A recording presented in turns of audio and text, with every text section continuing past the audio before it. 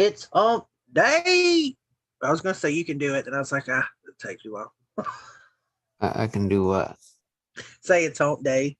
Oh, no. You started that, whatever it was, months ago, like whatever it was, a Wednesday. Come on and said it. But anyway. Not only is it hump day today, but it's also Cinco de Mayo. Should be playing a little mariachi in the background or something. I'm sure they are at the freaking border.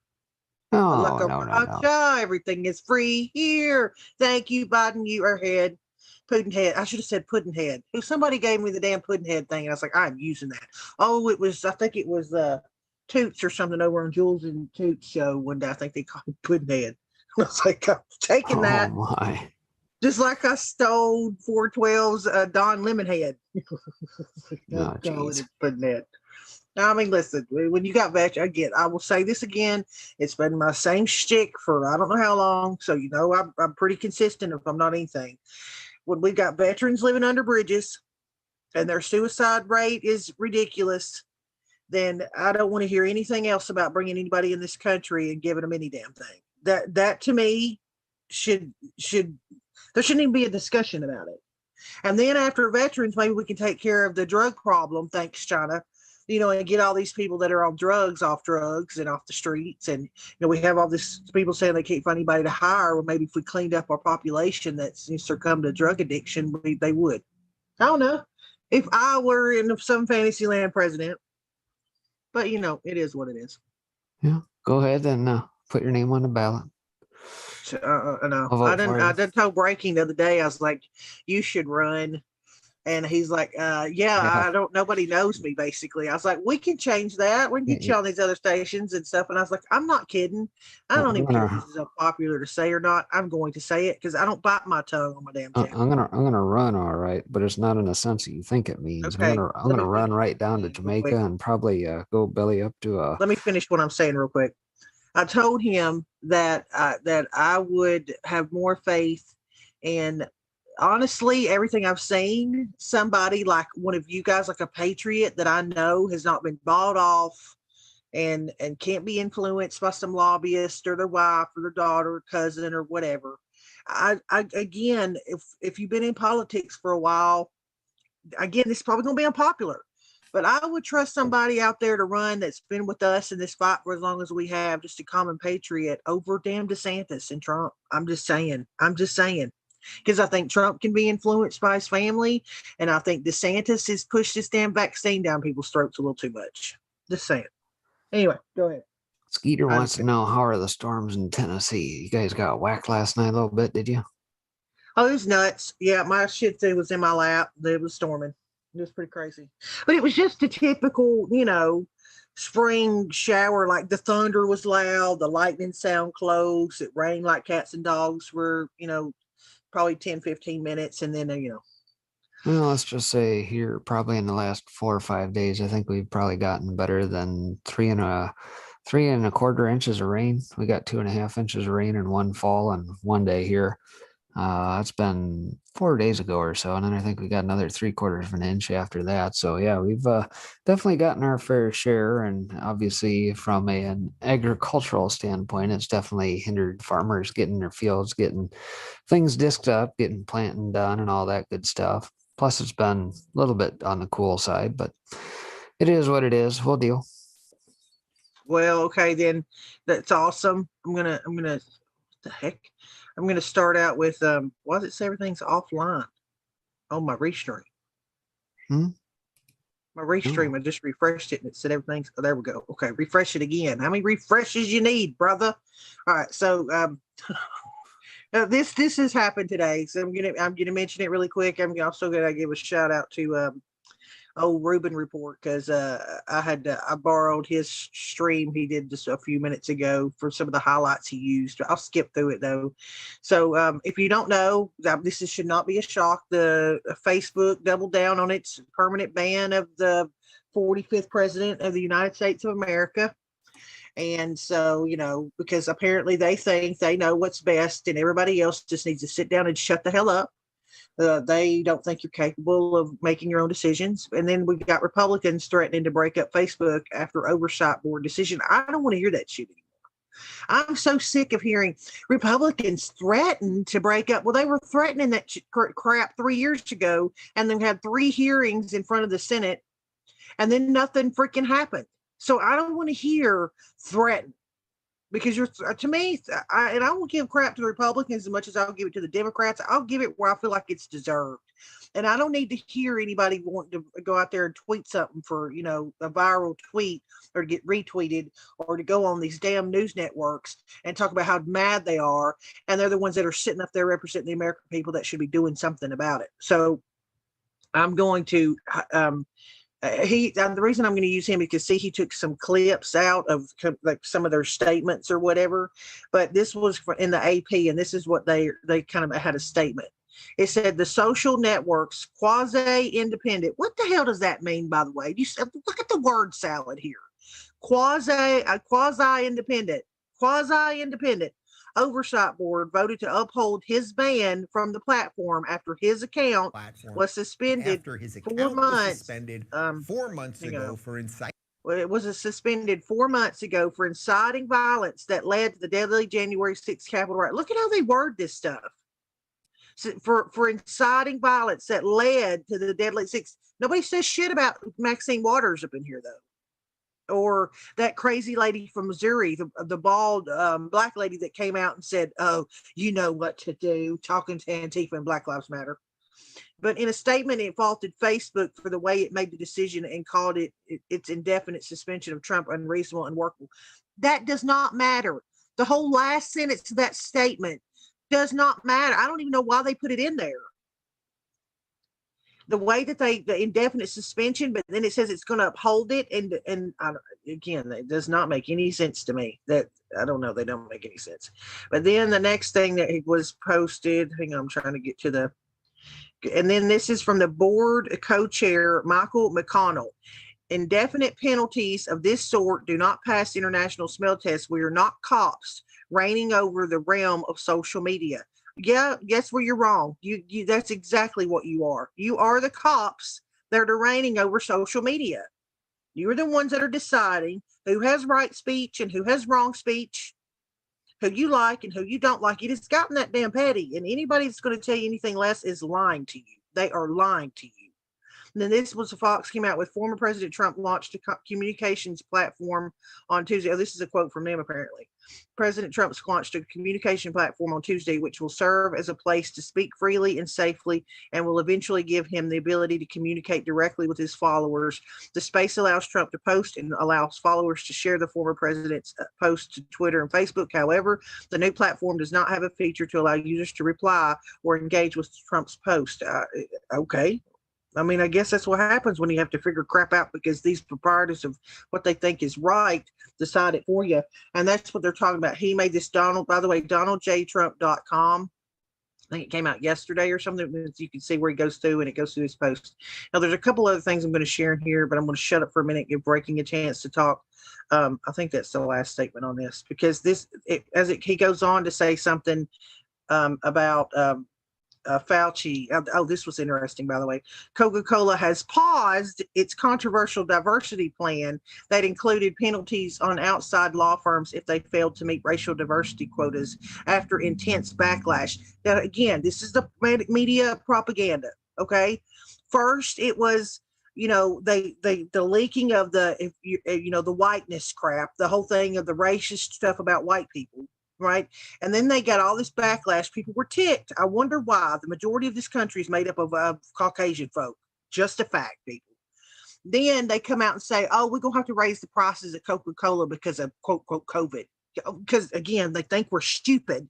And now here's this. Oh, we're going to roll back this whole diversity plan, because, I don't know, maybe people were pissed off at us because of our racist bullshit. But, again, they're going to spin it as, "Oh, we do take a pause. We had to up the price because we pissed off a bunch of people because of COVID, even though they made it a year through COVID and never rolled up the prices. It just so happens to be at the tail end of COVID and after they did that crap." So anyway, I'm going to shut up. But so Coca-Cola is full of shit is the moral of that story. And I don't buy Coca-Cola, and they can suck it. So there you go.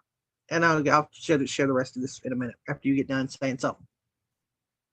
All right. Well, aside from that, Facebook is still in the news yet here today because and I don't have the article in front of me, but I just saw the headline come through that obviously the Facebook panel has upheld that the ban will stay in place for DJT staying off the platform.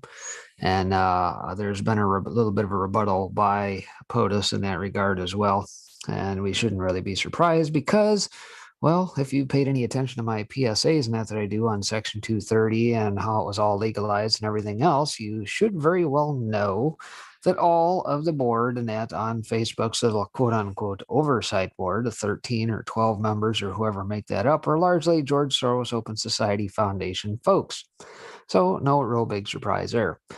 All right. By the way, before we get too far into this, I forgot that. Hey, before you move past this one, let me just, I found this other quote. I'm just going to share it really quickly and show you guys. I thought there was another one. This is from the New York Post. It says, the pause comes after the orchestrator of the plan, Koch's former General Counsel Bradley Gayton, abruptly resigned last month after less than a year on the job, and as criticism of the quote is mounted. So the guy that came up with that beautiful plan about how woke we go, we go woke, we go broke, resigned. So there you go. Just wanted to put that in there. So go ahead. Okay, then. As I started to allude, I want to thank folks for joining today, not only on the YouTube side, Twitch, we are over on Periscope, wherever that lands. DLive, obviously, we are up on the Foxhole app this afternoon as well. And of course, if you need a backup platform, we are up over on Trovo Live as well. And perhaps we'll see some of our mods drop the links out there for the old link tree to where you can find all of the various platforms. That being said, as I alluded to at the beginning of the show, today is Cinco de Mayo. And, well, I don't know. For those, perhaps a little bit for your Cinco de Mayo, sipping tried tequila from Nick Jonas. Happened to catch that at a market watch here. Nonetheless, do so responsibly, obviously, even on Cinco de Mayo. Now, let me start off with some financial related stuff. This came out today. Over 8 million jobs below pre-COVID levels. ADP employment data disappoints in April.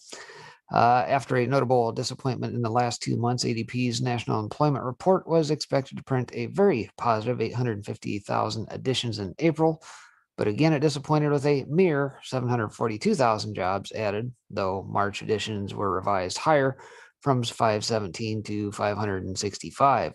And here you can kind of see the slight uptick over last month via Bloomberg's chart there. Says this is the fourth straight month of gains and most since September. The largest businesses overall added the most jobs, with only the information sector losing jobs in April. Here's a little bit of the breakdown. You can see the small businesses at about 235,000, medium about 230K, large businesses about 277. And of course, not to be too terribly surprised, but most of this is all in the service providing sector, 636,000 jobs added versus manufacturing, let's say, which was only to the tune of about 106, so about a 6-to-1 ratio roughly. And of course, of that 636, a good third of those were in leisure and hospitality, so basically waiters and bartenders. Says once again, service job gains massively outpace goods producing jobs. Leisure and hospitality services rose the most. Here we can kind of see that, followed by, it looks like trade and transportation, utilities, as well as professional business services, kind of the 1, 2, 3 right there. The labor market continues an upward trend of acceleration and growth, posting the strongest reading since September 2020, said Neela Richardson, chief economist at ADP. And then by week's end, we should expect to see the government's numbers in that regard as well. That's what they're talking about on Friday. We know that the ADP has severely under-predicted BLS's Bureau of Labor Statistics payrolls data with a big miss last month. So we'll have to see how this shakes out. And of course, as I talked about on my show the other night in regards to financials, a lot of folks are sitting on their hands at home because of the old stimulation checks. So we'll have to see. Also along those lines, Janet Yellen's flip-flop and what she's really telling us. Big flap yesterday was that she was implying that perhaps interest rates were going to have to rise. And of course, for those that don't know, Yellen, former Fed chief prior to Jerome Powell, now sitting at the Treasury, formerly held by DJT's cabinet pick, Mnuchin. Treasury Secretary Janet Yellen sent markets into a tizzy on Tuesday when she said interest rates may have to rise to keep the economy from overheating. Yeah, right, with all the government stimulus. But later in the day, she walked those comments back, claiming inflation isn't going to be a problem and insisting that she wasn't suggesting or predicting rate hikes. Okay, so what exactly were you saying then? Yellen's flip-flop is telling. Even if inflation is an issue, and it is, there isn't a darn thing the Federal Reserve can do about it.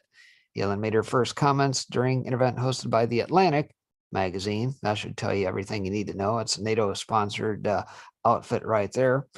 She warned that all the government spending coming down the pike could cause the economy to overheat. That's code for it could cause price inflation to surge.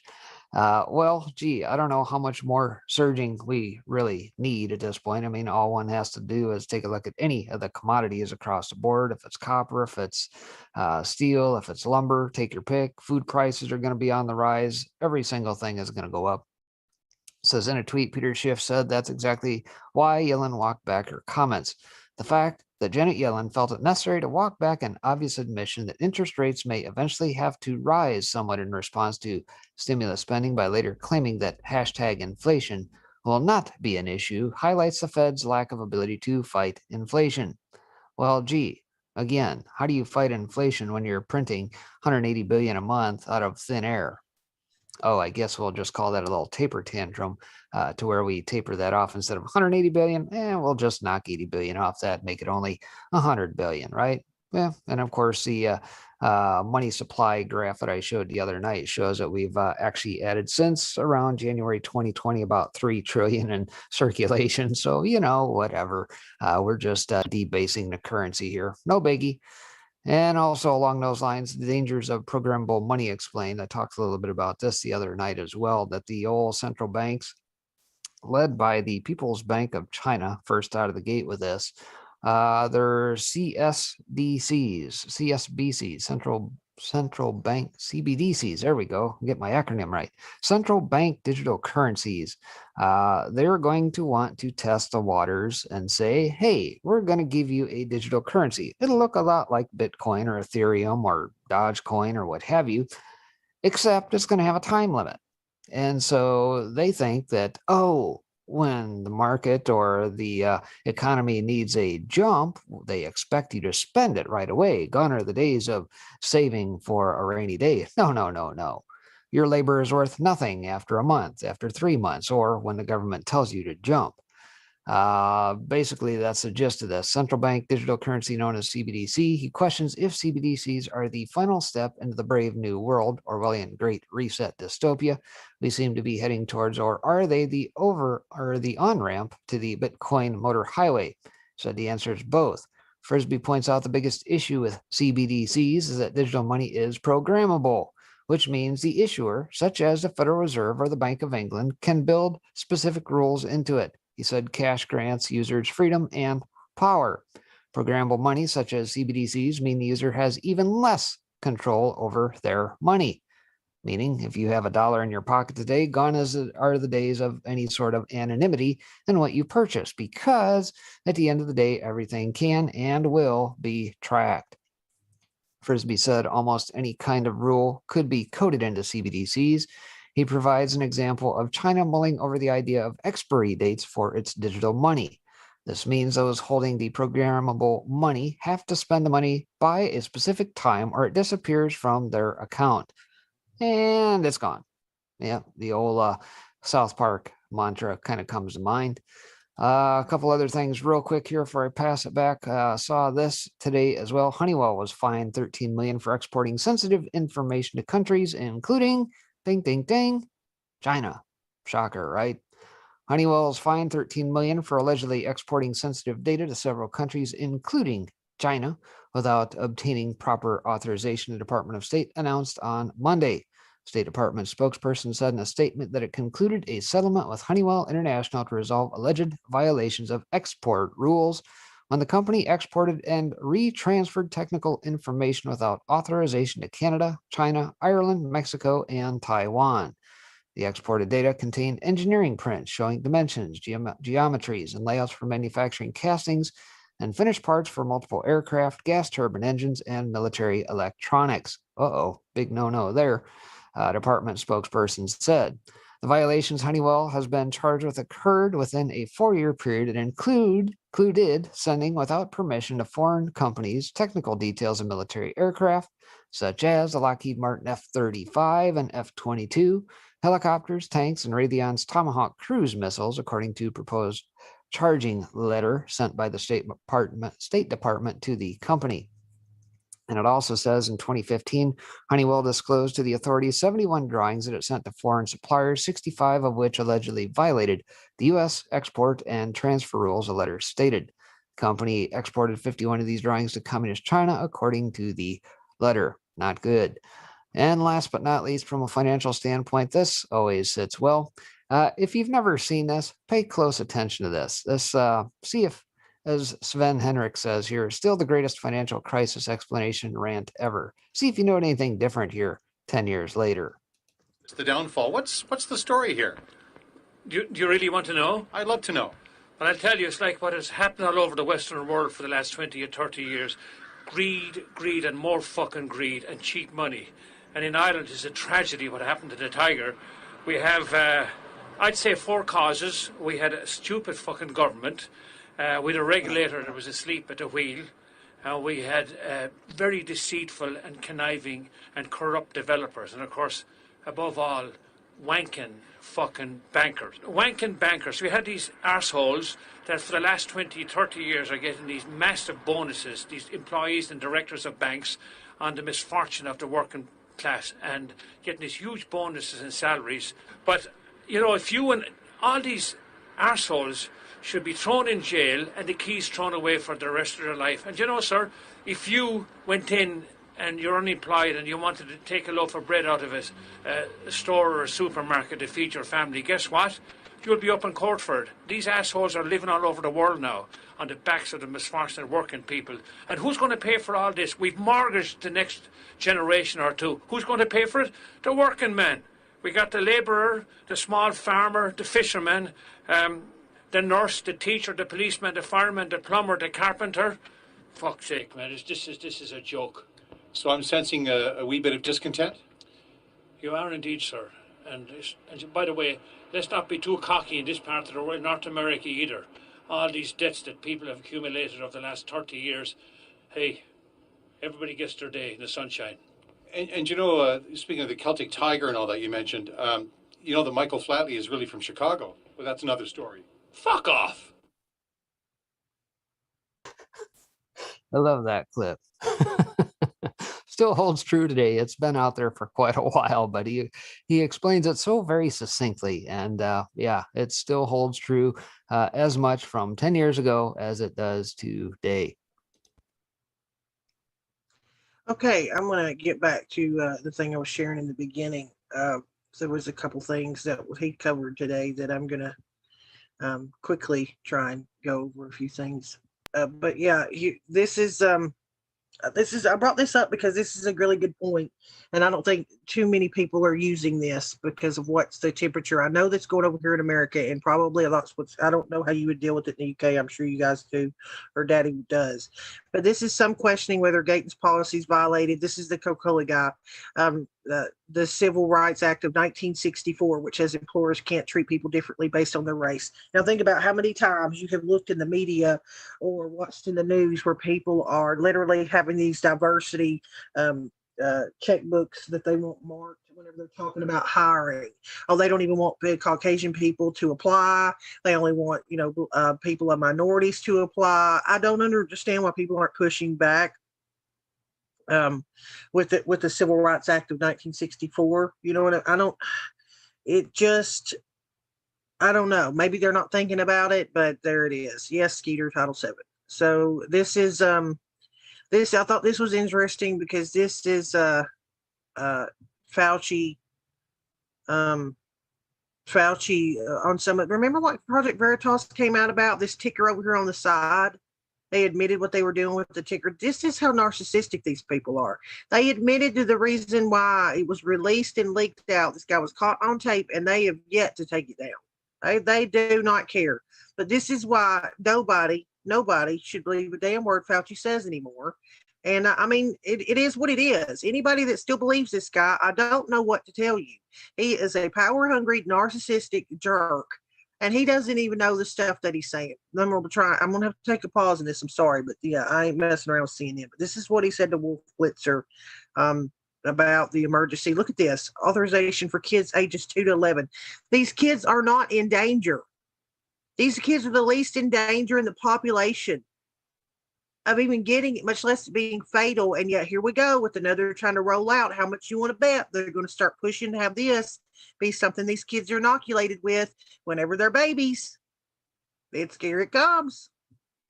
Baseball fans, what inning are we in as far as this COVID pandemic is concerned?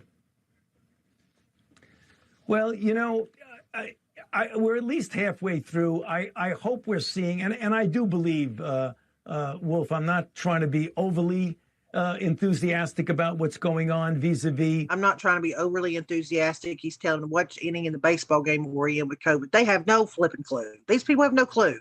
The vaccine program, which is so successful, but we've really got to not declare victory prematurely. So we're in the late innings, but it's not over. That's the thing we really got to get people to appreciate. We're going in the right direction. We're seeing the light at the end of the tunnel, but now's not a time to declare victory. It's a time to get more and more people vaccinated, just the way the president said today. We want to get to that goal. It's a doable goal, and I believe we'll get there. So you think they're losing control. They're losing power, and they know it. People are sick of it.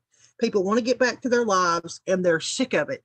And if you want to even see proof of that with one of these leftist media outlets, I'll show you in a second what I mean. The eighth inning or late innings? What inning you're talking about? How about the bottom of the sixth? Try that one. Right, such a lot. He doesn't have a clue what he's talking about. All right, Dr. Fauci, as usual. Okay, so here he is on this summer camps are coming up. She's talking about summer camps for kids. This lady has 2 kids. And whatever you think about her and what she's come out on the air and some of the dumb stuff she has said, this is this dude's reply. This is what she says to him. And if anybody has any common sense, everybody's thinking what she has said. And we have been for a year. And a lot of parents are looking forward to sending those kids out and hoping they have a great summer since they weren't able to last summer.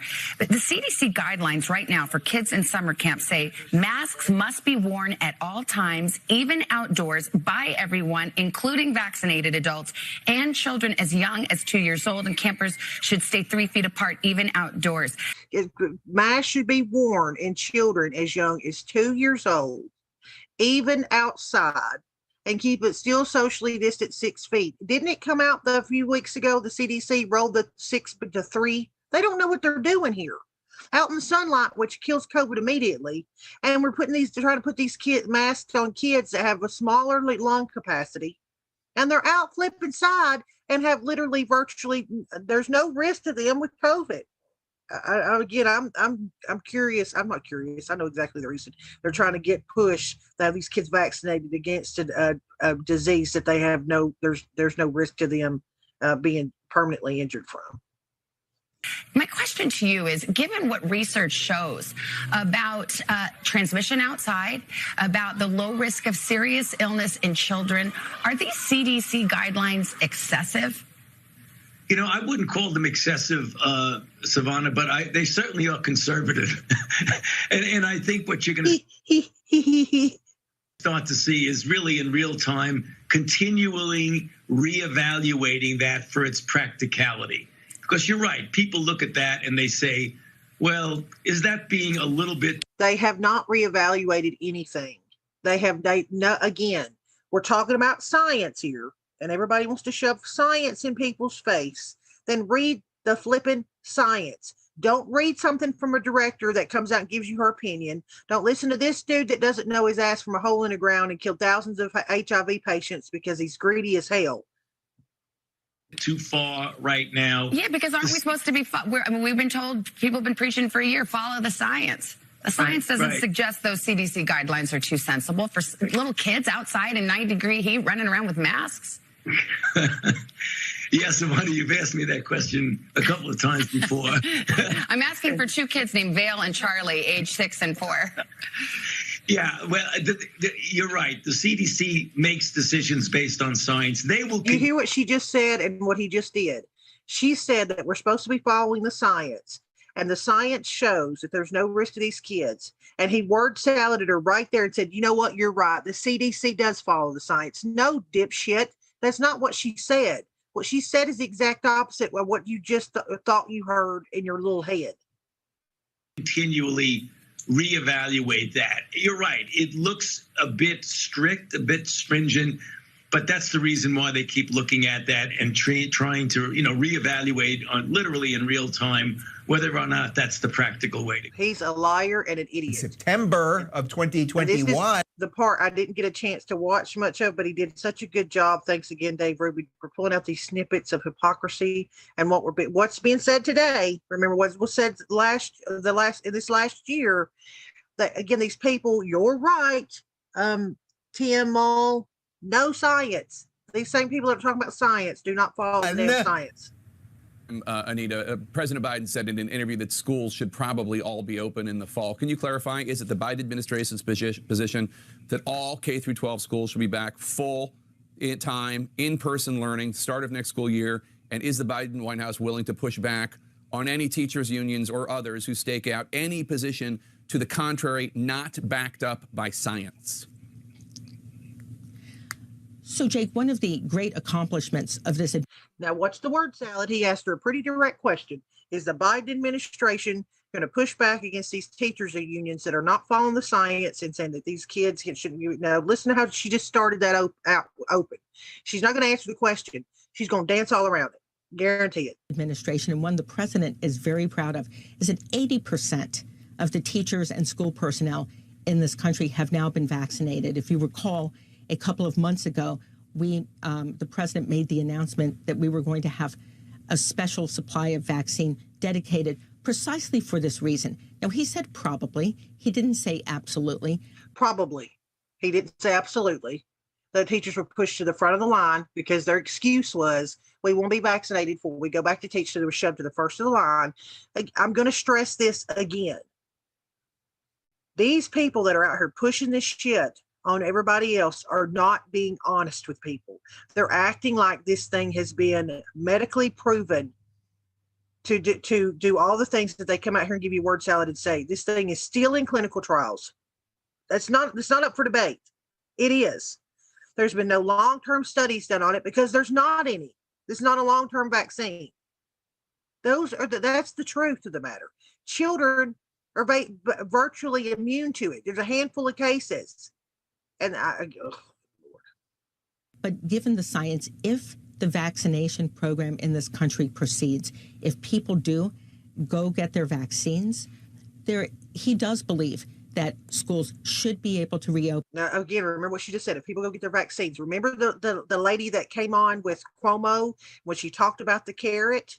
And the carrot is, you need to go get your vaccine or your life can't get back to normal. Well, look around America. I don't know how it is with you guys wherever you are, but people in America are freaking sick of it. But even this Dave Rubin, who lives in California, said he walks outside. The last couple of days, and people are walking around with masks on in California. Open in September and reopen safely following the CDC guidelines. But he said probably. He said. Did not say absolutely, because we've all seen this since, unfortunately, January of 2020. It's an unpredictable virus. Now, I'm going to show you the last thing I'm going to show you in this round is just a reminder of this fool right here that's telling you that face masks are a must and that you must wear damn face masks. League of Baseball fans, what inning are we in as far as this COVID pandemic? It starts to show How about the bottom of the sixth? Try that one. All right, I'll go with the bottom of the sixth. I'm going to mute it up. You'll get the hint. First off, I don't even know what to say. There's your Fauci right there. That's how seriously he takes it. This is a bunch of bullshit. These people do not practice what they preach. I'm talking to the choir in here. I know it, but it still ticks me off to no end that these people are still lying to you. And I'm going to make you laugh because this, then I'll get into some more serious stuff. But this right here, I'm sorry, guys over in the UK, This had me rolling. I couldn't help but laugh. And I think sometimes some of this stuff that we hear, we got to laugh. I read this freaking headline, and I mean, I busted out laughing. After splitting from royal family, Meghan Markle to publish a children's book about family bonds. This chick that ruined the relationship with her husband and his brother and his father. Apparently, she doesn't even talk to her own stepdad or her sister, is now deciding to write a book to tell you about family bonds. You cannot make this shit up. It's like asking Michael Vick, the guy that got busted for dog fighting, to write a book on dog training. If you can't see the comedy in this shit, and of course, everybody going back and look, according to the statement about the book, the story is based on a poem that Meghan wrote for her husband, Prince Harry, on his first Father's Day after the birth of their son. Yeah, lady, I don't think anybody needs to take family bonding relationship from Meghan Markle about how oppressed she is and she's the princess of whatever. Yeah, okay. From their $14 million mansion. But again, Meghan Markle recently announced her first Netflix series. So there's Netflix. Remember they came out with the Obama thing. Now they're going to get behind these people. It is freaking nuts. And then here he is using the veteran. This is, oh my God. It says according to HuffPo, the new show will follow veterans who are competing in the Duke of Sussex Invictus Games as they train for Invictus Games, the Hog, which will take place in 2022. Harry founded the games, which are a Paralympic-style multi-sport event for wounded service people in 2014. Okay. Yeah, look right here. Prince Harry also announced that he took a job as the Chief Impact Officer for Silicon Valley's mental health startup. Do you guys remember the picture of the naked guy hanging from the sheet trying to free the palace that time a couple years ago? Yeah, that same guy right there living in that house. Gonna tell you all about, what was his job title? I forget it. They make these things up every single day. Chief Impact Officer for mental health startup. I don't know how many people want to get their mental health advice from Prince Harry. And again, these people make these damn jobs up to give these people a place to land. It's in your face. And this is an older story, but I want to make sure one that you guys see. Remember that video we shared with you. And again, if this is a repeat, I'm sorry. But I think it's important to share if you've not seen it. That pastor in Canada where the police showed up and they called him the Gestapo. Do you guys remember that? There's no opinion. Not slag other members off. Oh, thanks, Ray. Yeah, right, guys out there. We don't care if you disagree. I do not care. The part where I start caring is when you start swinging below the belt. That's the part I won't tolerate. My mods out there know it. So if you want to disagree with me, I don't care. But not everybody's going to agree with me. I'm not that damn narcissistic. But if you go out there and start calling people names or start calling me the B word or C word, I don't tolerate that kind of crap because it's unnecessary. That's what the left does. So it says this is that pastor, and they showed up to his church again. And it again, while during church services, he makes a very valid point here when he says they could have come at any time, and they're choosing to show up when it's church service day. Well, friends, we have a SWAT team in our church again, calming authorities. So I'm going to go out and see what they want. Look at these freaking people. Look at how many of them are there. Yes. Hello, Walter. Hi, Arthur. And you want to tell this is not intimidation? If I could just give you a couple, please. You can't really hear because you got a damn mask on. Just so you know, it's not my audio. I can't hear. Look, there's a cop here. There's a cop standing back behind her head. Well, you're in my personal space, so... Can I explain to you, Arthur? I'm not really interested in what you have to say. Can I explain to you? I'm reading. Okay. What we'd want to do is make sure that we're not going to disrupt anything in the service. The idea this is, you have a wrong, this is not street church. This is not street church. You have a wrong... They start to get angry and fast. Okay? You have a wrong... and then we can stand at the back. No, you can contact. stand at the No, back no, no, no, no, during no. the service You and can just contact my lawyer. Okay, my lawyer takes care of this. I'm not interested to listen to any word you have to say. I do not cooperate with Gestapo. I do not talk to the Nazis. You came in your uniforms like thugs. That's what you are. Brown shirts of Adolf Hitler. You're Nazi, Gestapo, communist, fascist. I do not cooperate with Nazis. Talk to my lawyer. You're not allowed here. You're not welcomed here. And I'm not going to cooperate with Gestapo. Now, he said how calmly he said that. And then, I mean, at some point, see this guy standing back here? It's like he's recording him right here. Or he's looking on his phone. I don't know what he's doing. Look how many cops are here to do this. This guy's going, I don't know what the deal is here. I mean, it's intimidation. You okay? So is that fair enough for you?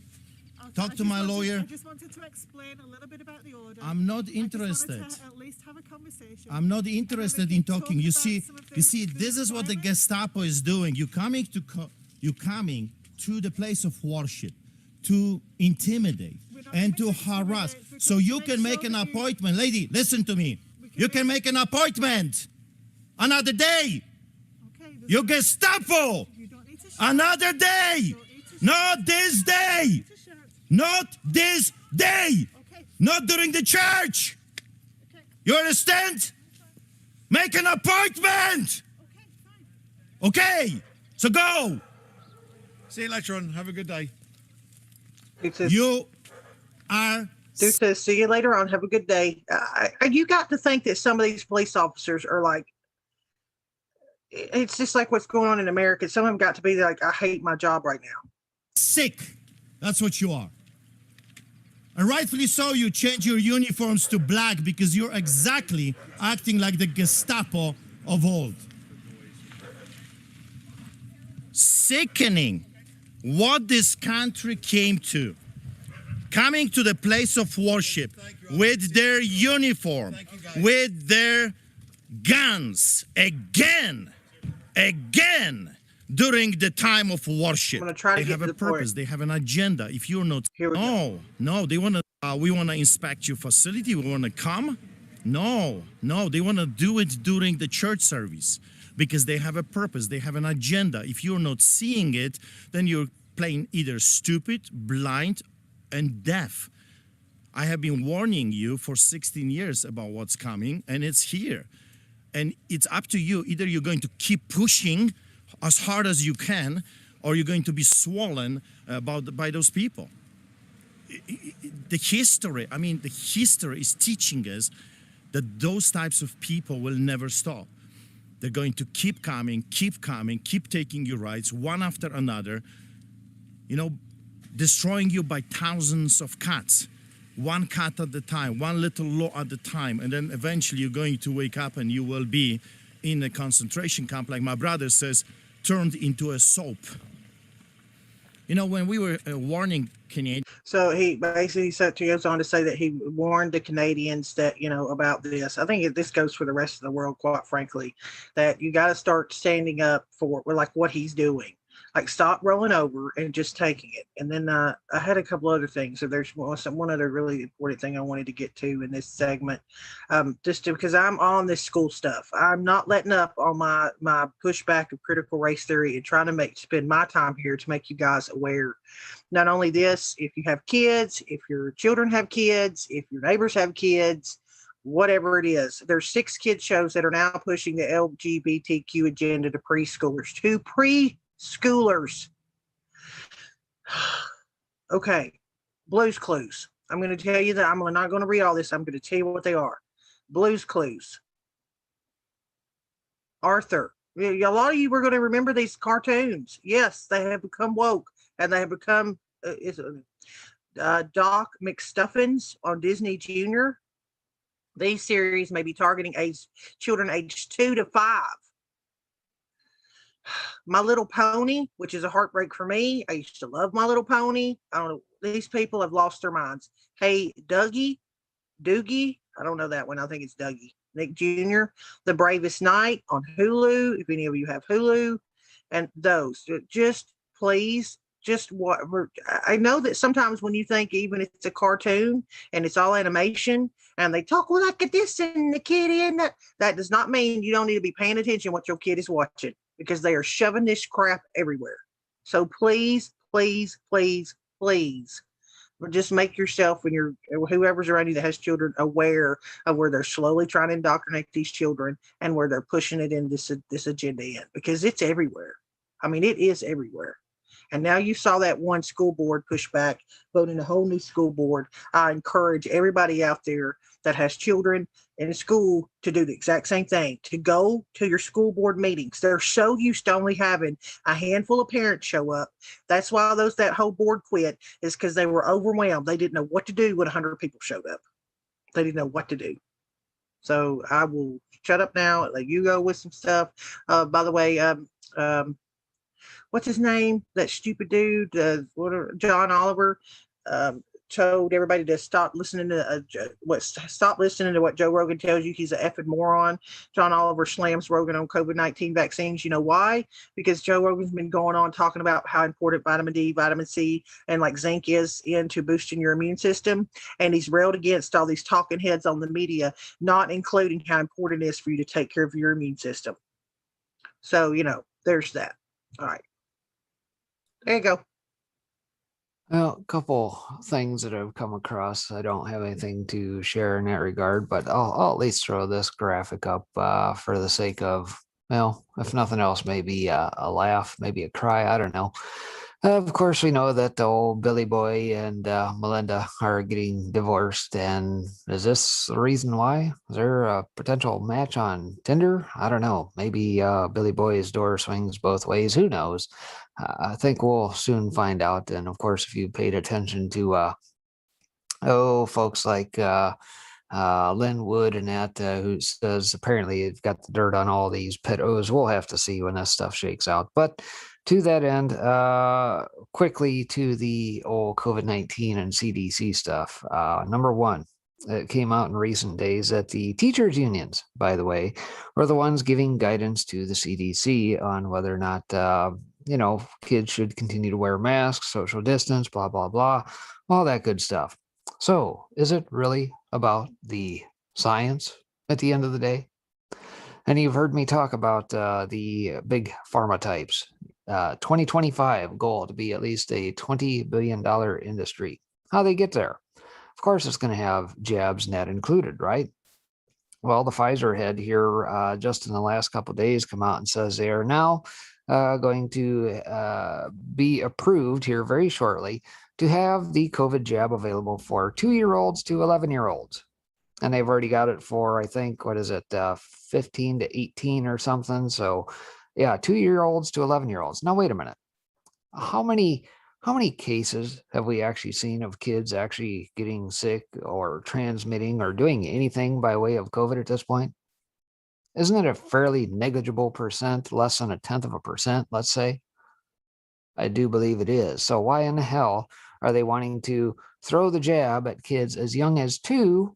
Mind you, if you paid attention to the jab schedule for kids, it has gone up, up, up, and up. I think they're to the tune of 60 to 80 or something like that from the time you're born to the time you turn 18. Just say no, folks. Your body, your choice. Not going to have it.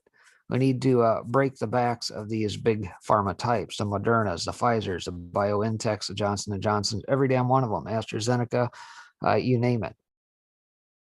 And so that being said, it does beg the question, what is going to happen with old Billy Boy here? Because supposedly, as part of this deal, part of the reason why we're not seeing the deliveries of VaxNet worldwide is because they're very interested in protecting the IP of all these big pharma types.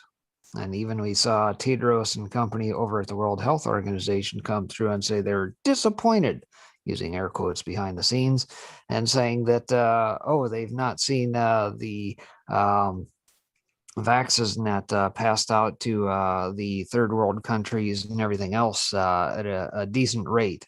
It's largely been to the Western countries net, right?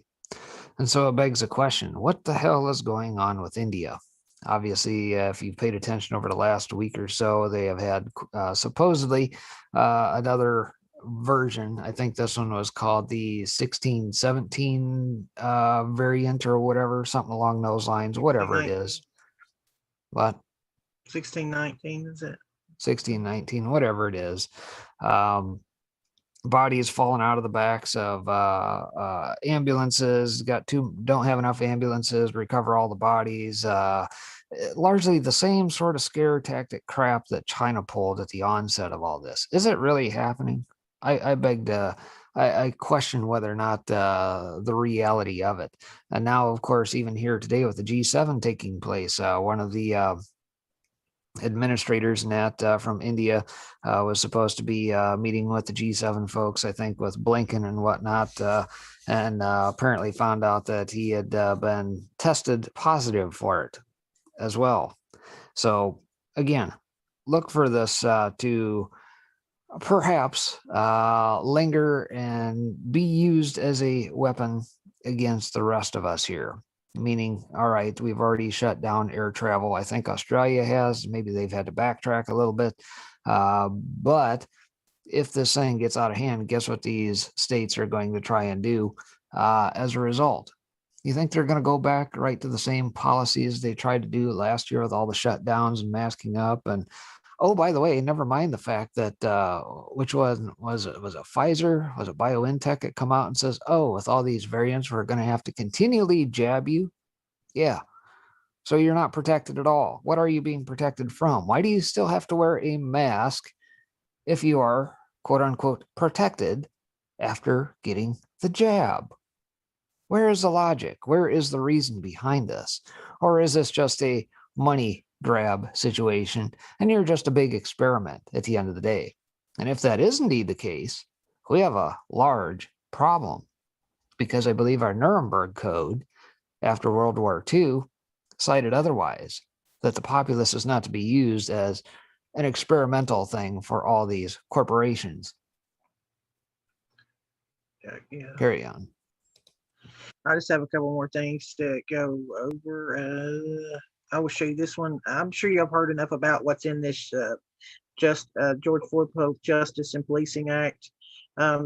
There's this. We kind of went over the key takeaways. I'm pretty sure, again, y'all have heard this. I will hit the bullet points. It eliminates racial, religious, and discriminatory profiling, bans chokeholds and cardio holds, bans federal no-knock warrants, requires dash cams and body cams for federal officers and direct policing law enforcement agencies to use funds towards body cams, police limits on the transfer of military-grade equipment to state and local law enforcement, the qualified immunity, National Police Misconduct Registry.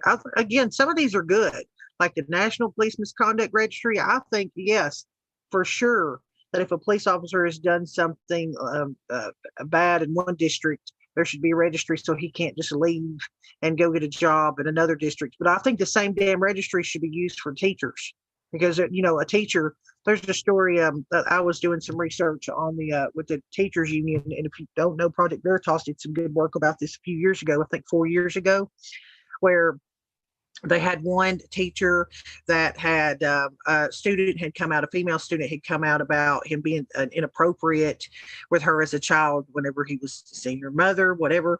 The guy voluntarily resigned, but he was paid out. He was paid a stipend, and then he wasn't restricted from teaching. So he left. He could have went anywhere, like a lot of them do, and go teach somewhere else. Policing task force, yeah, this is going to go great. Let the little blue states do this crap. But in addition to bill established policing task force that would develop new law enforcement training parts, that's not a bad thing. More training is a good thing. Study the impact of laws and how they relate to delay in answers posed by investigators of law enforcement misconduct. Coordinate the investigation, prosecution, and enforcement efforts of federal, state, and local governments. Who is this policing task force? We don't need any more, policing task force like we got on Facebook. These biased ass people that have an agenda. Anyway, here's another.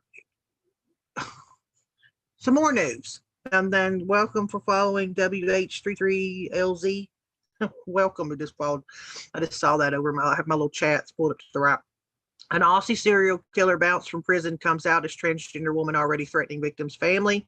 Don't know if any of you guys are over in Australia have heard this, but here's one. A 75-year-old serial killer in Australia reported living as transgender woman after being bounced from prison in November. It says that he's already reportedly back to his old ways, threatening his last victim's family that he will take them out.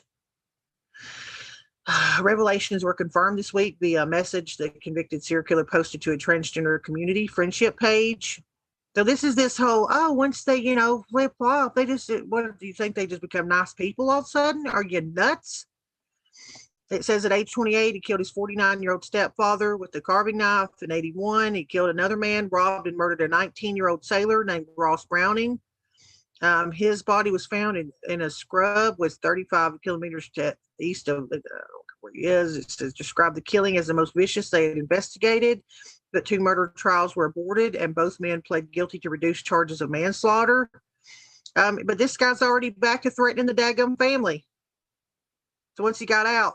So again, my only point here is just because you go transgender does not mean you go sane.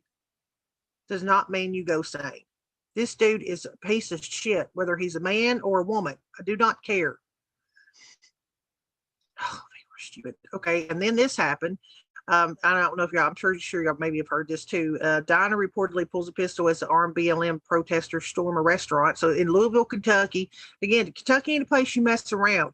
Sure, the big city, whatever. But this happened in Louisville. The people that live outside in the sticks in Kentucky, they're some rough suckers. Okay, I've been to Kentucky and visited there and left in a hurry. All right, and I'm from the South.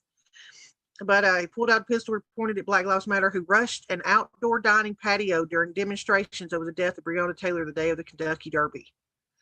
So, I have not watched this, so I'm going to be careful about it, but I thought it may be interesting. Let me share my sound. Might be interesting to see a couple minutes of this to see what happens here. Again, I saw this right before we came on, so I don't know.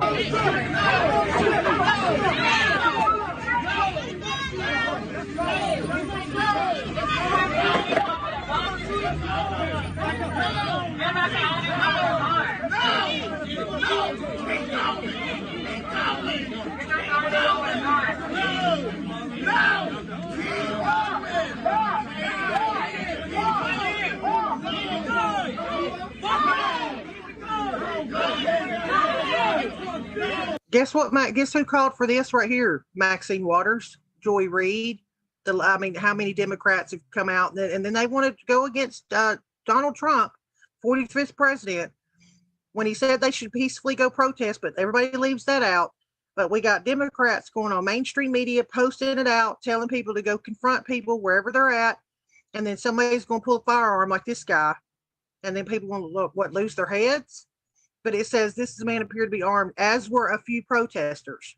So one dude standing here defending himself against how many protesters. And I warned people whenever we saw these firearm purchases going up that I didn't believe it was just conservatives out there, law-abiding citizens rushing to get them. Something told me in my gut that, whoever's organizing these people, that you could see what the agenda is here. They want us to fight each other, to me, in my opinion.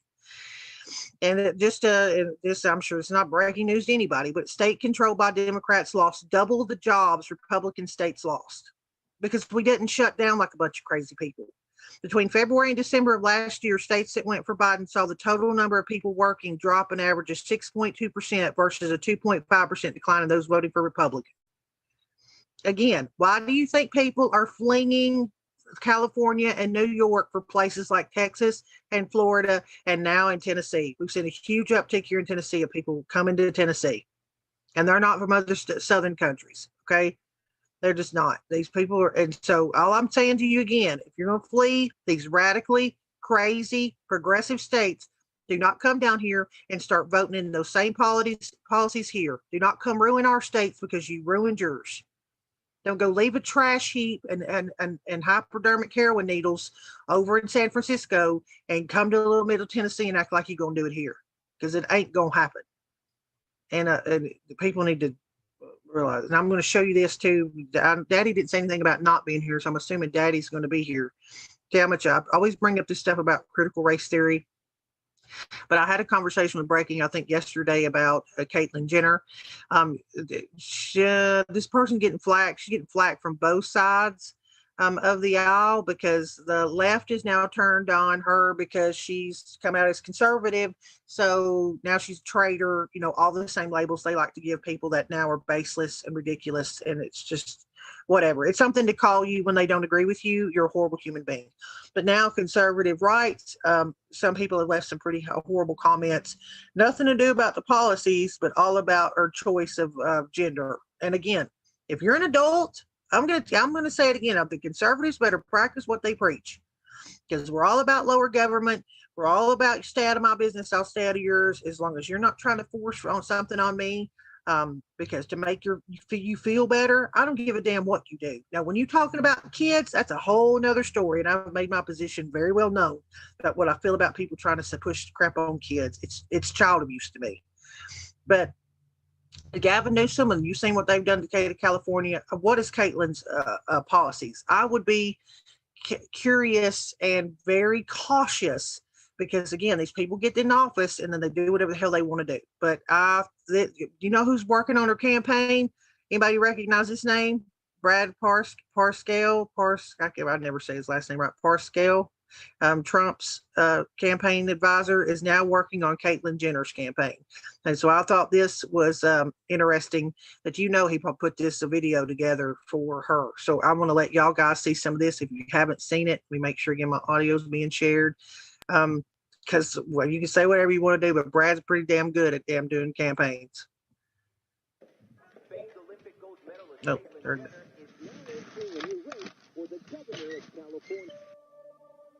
I've always been a dreamer. California was once the envy of the world. We had what everyone else wanted. The American dream grew up here. Yet career politicians and their policies have destroyed that dream. It's been locked away, closed, shuttered, left in the dark, burned down. The government is now involved in every part of our lives. They've taken our money, our jobs, and our freedom. California needs a disruptor, a compassionate disruptor. I came here with a dream 48 years ago to be the greatest athlete in the world. Now I enter a different kind of race, arguably my most important one yet, to save California. I want to carry the torch for the parents who had to balance work and their child's education, for business owners who were forced to shut down, for pastors who were not able to be with their congregation, for the family who lost their home in a fire, for an entire generation of students who lost a year of education. This past year has redefined our career politicians as elitists, and the people of California as the warriors, the kings, and the angels. We never take kindly to glass ceilings here. Instead, we shatter them. We're the trailblazers, the innovators. California is facing big hurdles. Now, we need leaders who are unafraid to leap to new heights. He does not want to finish record in this way. He wants the world record. Who are unafraid to challenge and to change the status quo. I want to prove that it is absolutely possible if we only do it together. California, it's time to reopen our schools, reopen our businesses, reopen the Golden Gates. So I don't care if you're a Republican, Democrat, I'm running to be governor for all Californians, to reclaim our true identity, to bring back the gold to the Golden State. What a tremendous victory! Now is the time to achieve that summit, to be the shining city on the hill, and together we'll restore and renew the California dream. It's about what happens from here. It's not just about one person. It's about all of us. Now, that was very cinematic. I'm going to say that for old Brad, but that's what Brad does. He did it for Trump. And I'll say it again. Would be very cautious. Read the policies. See your feelings on her policies and what this person's going to push. But I will say I saw a couple comments too. Bruce Jenner was conservative. Caitlyn Jenner's conservative.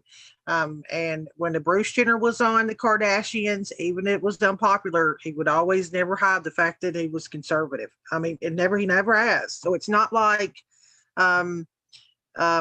this can now Caitlyn Jenner has looked at the polls and thought, oh, I better run for Republican because that's the popular thing to do. So, I just find it interesting that the left is, I'm not saying everyone, please don't ever say that because I don't speak in broad brushstrokes, but I find it interesting that the left is attacking her over the fact that now she's a traitor, and some of the really hateful comments I've seen come from the right have nothing to do about her policies, have to do about her sexual preference. And I choose not to go there. I'm not going to go there because I'm not going to be a hypocrite. Again, when it comes to children, that's a completely different topic for me. You don't do that shit to kids. But there's a lady out there that married the damn train station in New York. Is she a wackadoodle? Yeah, she's a wackadoodle. I don't give a damn. She thinks that she's married to a train station.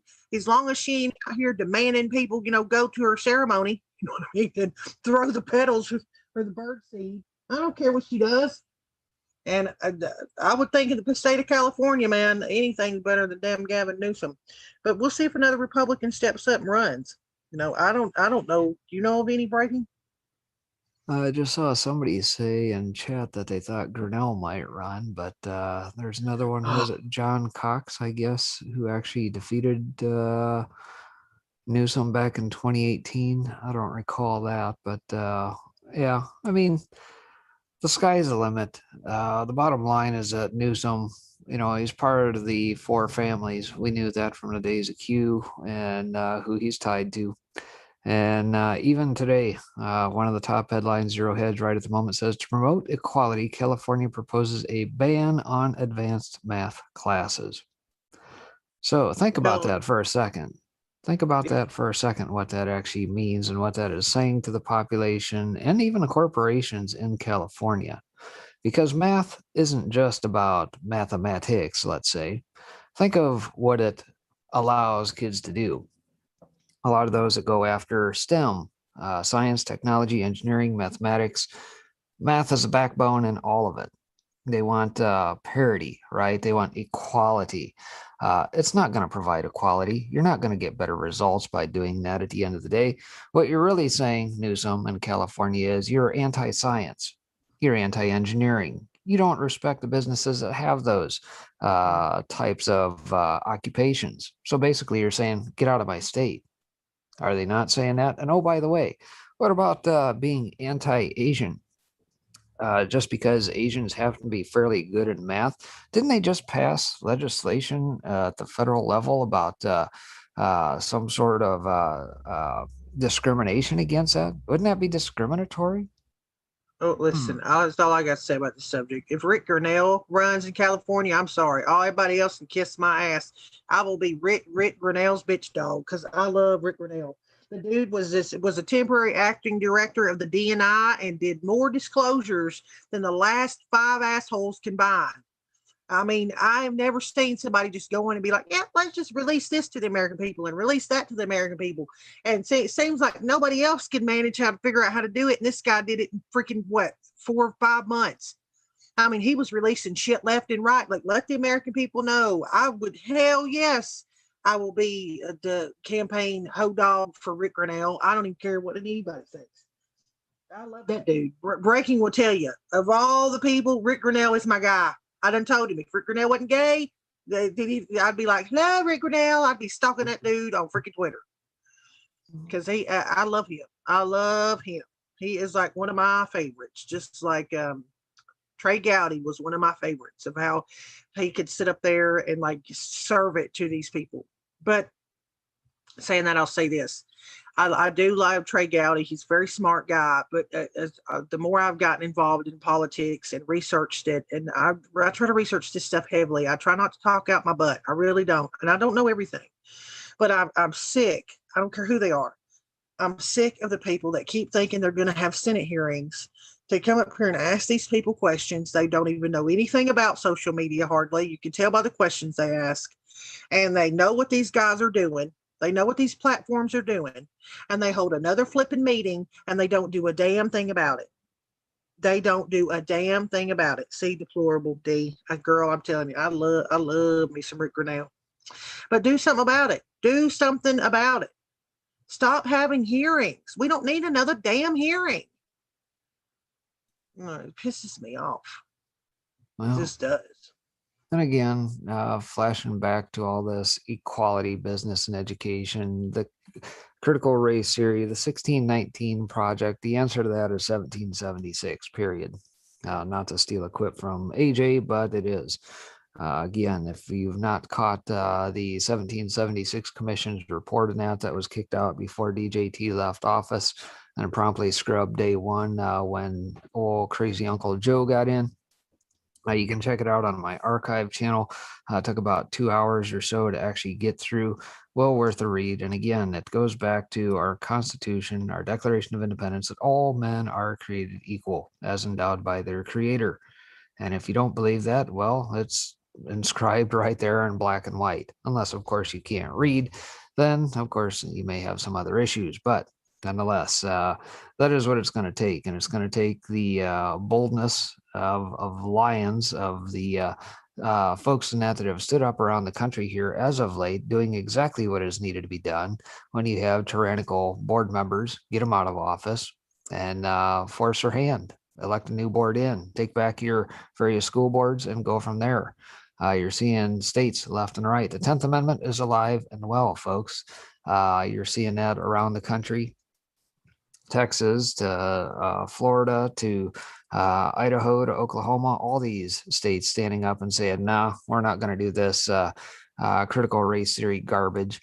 And even McConnell came out the other day, take it for what it is, says Joe probably ought to consider defunding the 1619 project and everything else. But we'll have to see. Again, it's going to take, it's going to have to come from the bottom up, from the populace being a tireless few, lighting the brush fires, as our forefathers told us, just setting the small brush fires in the minds of folks to say, look, this is what's really going on. This is what they're not telling you by way of the crap that is being spewed forth out of the old boob tube. So you to say Sean Joe Gowdy was a cover for Deep State. I'll talk no action. That's what I mean. And what breaking just brought up McCarthy. Again, I would love to think that mattered. And I'm not trying to knock anything, but I'm tired of hearing the damn talking points. I'm tired of them going out on freaking Fox News or wherever else. I don't give a shit. OWN, Newsmax, I don't care. And talking about how horrible these people are and how they're shitting all over your constitutional rights and then doing nothing about it. Like, do something about it. It's that you are in the same category to me is that the AOC that goes out there and boo-hoos at the border 2 years ago, kids in cages and human rights violations. And then today we have 176,000 migrants, that the ones that have been captured by the border control. And that's not counting the people that aren't. They found 90 people in a house in Texas. What was it last week, over the week? 90 people in a house, 90. And said, oh, this was like human trafficking.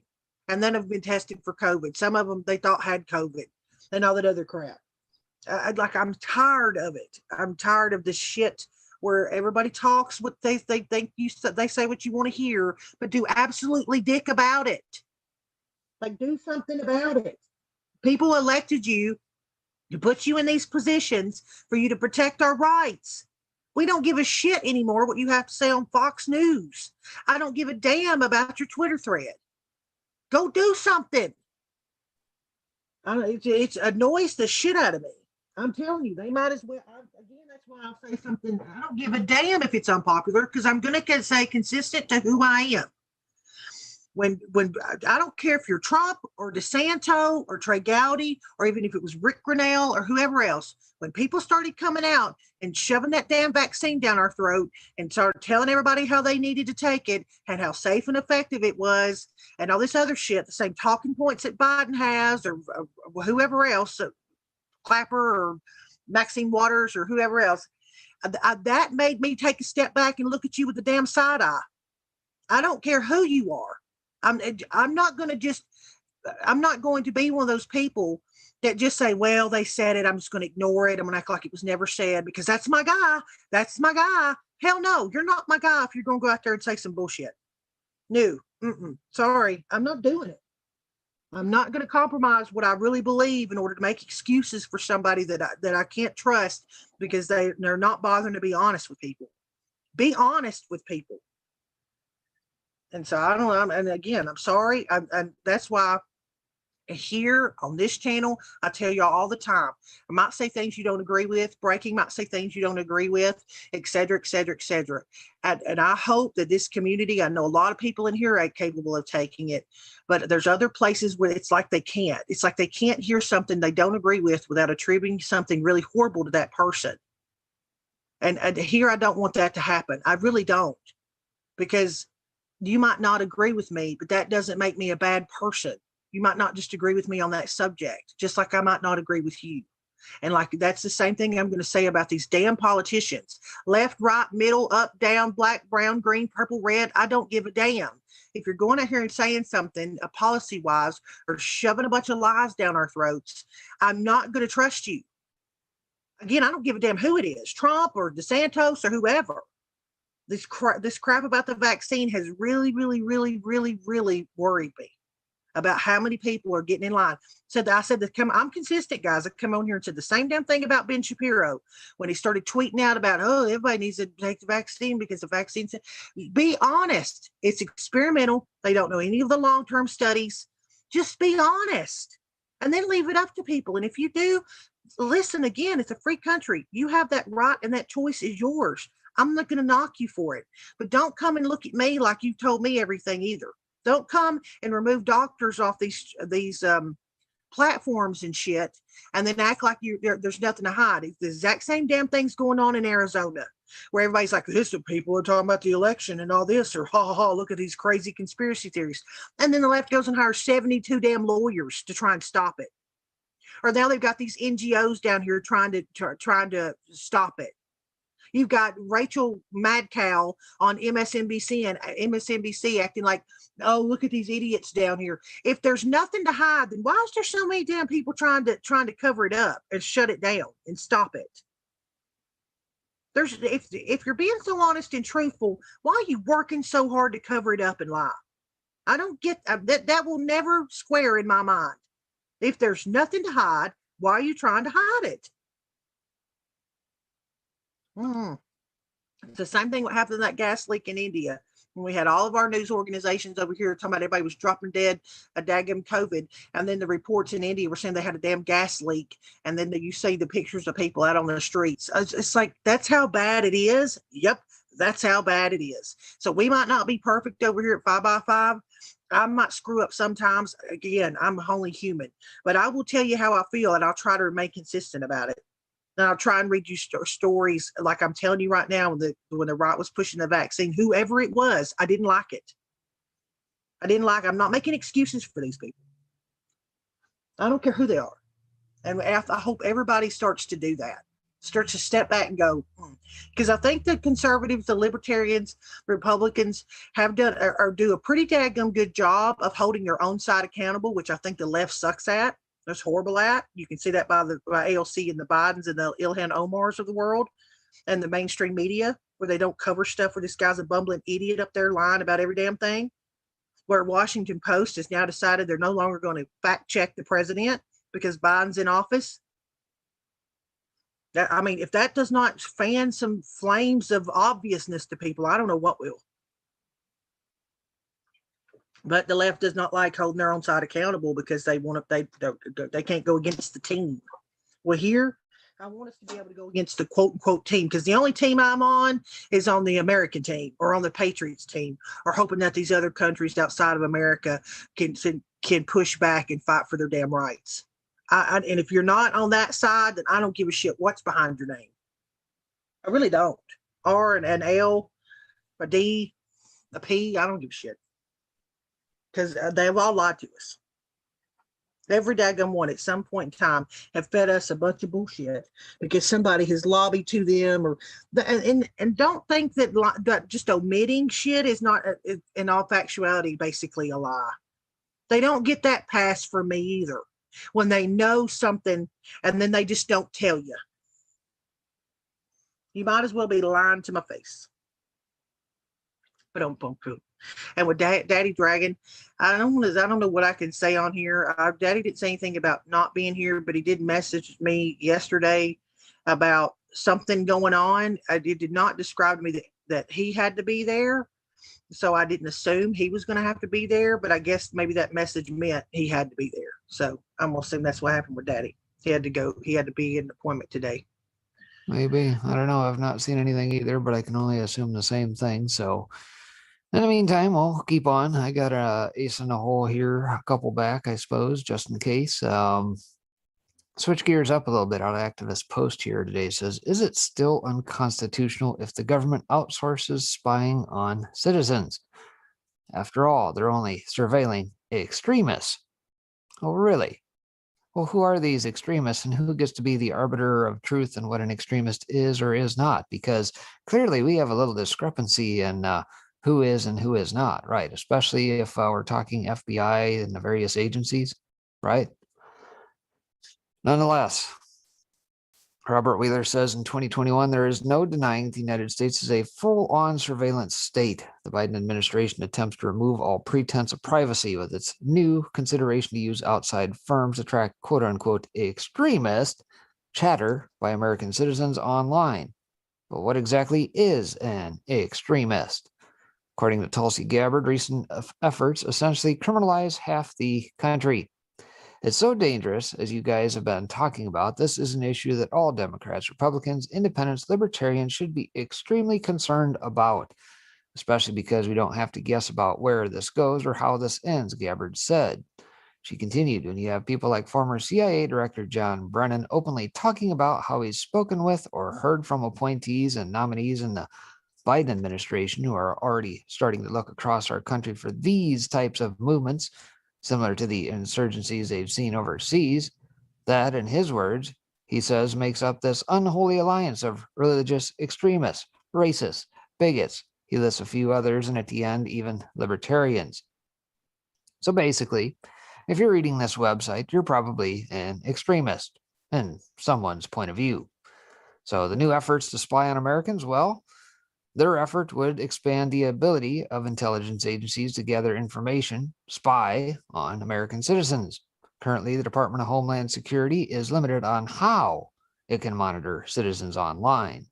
For example, it is banned from assuming false identities to gain access to private messaging apps used by citizens without justification. Instead, according to the law, but not necessarily in practice, federal agencies can only browse through unprotected information on social media sites. A source familiar with Biden's effort said it's not about decrypting data. Instead, it is about using outside entities to access these private groups legally to gather large amounts of information that would help DHS identify key narratives as they emerge. Oh, you mean like the fictitious narrative that was drummed up for January 6th off of Parler that wasn't? You mean like that sort of narrative that, oh, and of course, if we would have actually just done just a skosh of digging over on Facebook and Twitter, we probably would have seen that it was fairly rampant. Yeah, maybe even Discord amongst the folks in that from Antifa that we later found out. You know, those type.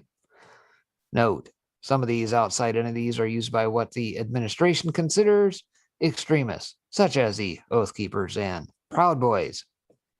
The Department of Homeland Security claims they're doing no such thing. Plausible deniability? I think so. According to multiple sources cited by CNN, what were their names again?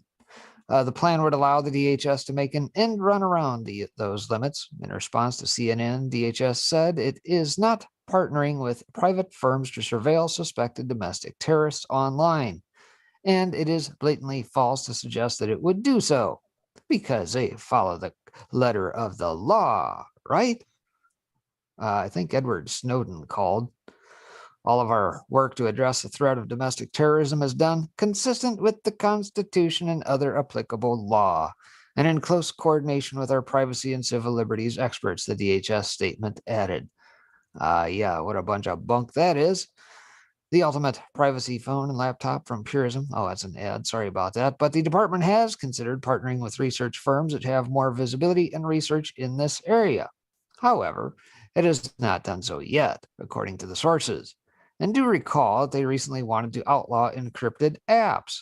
Yeah, like WhatsApp and anything. Yeah, we got to be able to have a back door. And just think, anytime we have these false flag operations like what took place here a few years back and the nightclub ones where they got to break into your iPhone, we'll just send that across to Israel, to a company that knows how to jailbreak the thing and get it anyway. Fourth Amendment be damned. Suppose that does happen, and we have every reason to suspect it already has. In that case, DHS could produce information that would be helpful to it and the FBI, the clown agencies, and NSA in its ability to spy on American citizens not committing any crimes. Narratives that might lead to violence justify domestic spying? Pre-crime. Welcome to pre-crime, everybody. CNN unintentionally explains a reason for the Biden admin's new focus on these messaging platforms when it writes, much of the planning for the Capitol Hill riot appeared out in the open on social media platforms and encrypted apps available to anyone with an internet connection. The DHS is trying to get a better sense of narratives that might lead to violence as they emerge across those channels, according to two DHS officials. But tracking those narratives, particularly in the wake of January 6th, increasingly requires access to private groups on encrypted apps as extremist groups migrate from more forward-facing sites like Facebook. By the time narratives appear on Facebook, it is usually too late, one DHS official told CNN. Domestic violent extremists are adaptive and innovative. We see them not only moving to encrypted platforms, but obviously couching their language so they don't trigger any kind of red flag on any platforms, the official added. Outsourcing some information gathering to outside firms would give DHS the benefit of tactics that it isn't legally able to do in-house, such as false personas to gain access to private groups used by suspected extremists, sources say. Of course, China is already spying on millions of Americans. Isn't domestic spying a violation of our constitutional rights? Well, Clown News continues by writing, the department is also working on expanding its ability to collect information from public-facing social media sites where users' posts offered clear warning signs about potential violence ahead of the January 6th attack, but were either ignored or underestimated by security officials prior to that date. But any effort by the intelligence community to wade into the murky area of domestic spying is fraught with political risks, current and former officials say. Gathering information on U.S. citizens, no matter how abhorrent their beliefs, raises instant constitutional and legal challenges. Civil liberties and advocates and privacy hawks have long criticized any efforts to collect even publicly available information on Americans in bulk as a violation of Americans' First and Fourth Amendment rights. Aha. But didn't we learn the end runaround is that, hey, if NSA, part of the Five Eyes, can't get it done, well, we'll just offshore that to GCHQ or MI6, or we'll head that down to Australia or New Zealand or anybody as part of the Five Eyes or the 19 Eyes or however many eyes you want to have it done. And that gets around that pesky little constitutional issue now, doesn't it? Growing surveillance state and expanding government spying is the ultimate issue. Notice what is being considered extreme by the administration and DHS. It is not BLM or Antifa, who have been tearing apart and burning American cities to the ground, but right-leaning and even constitutionalist groups targeted.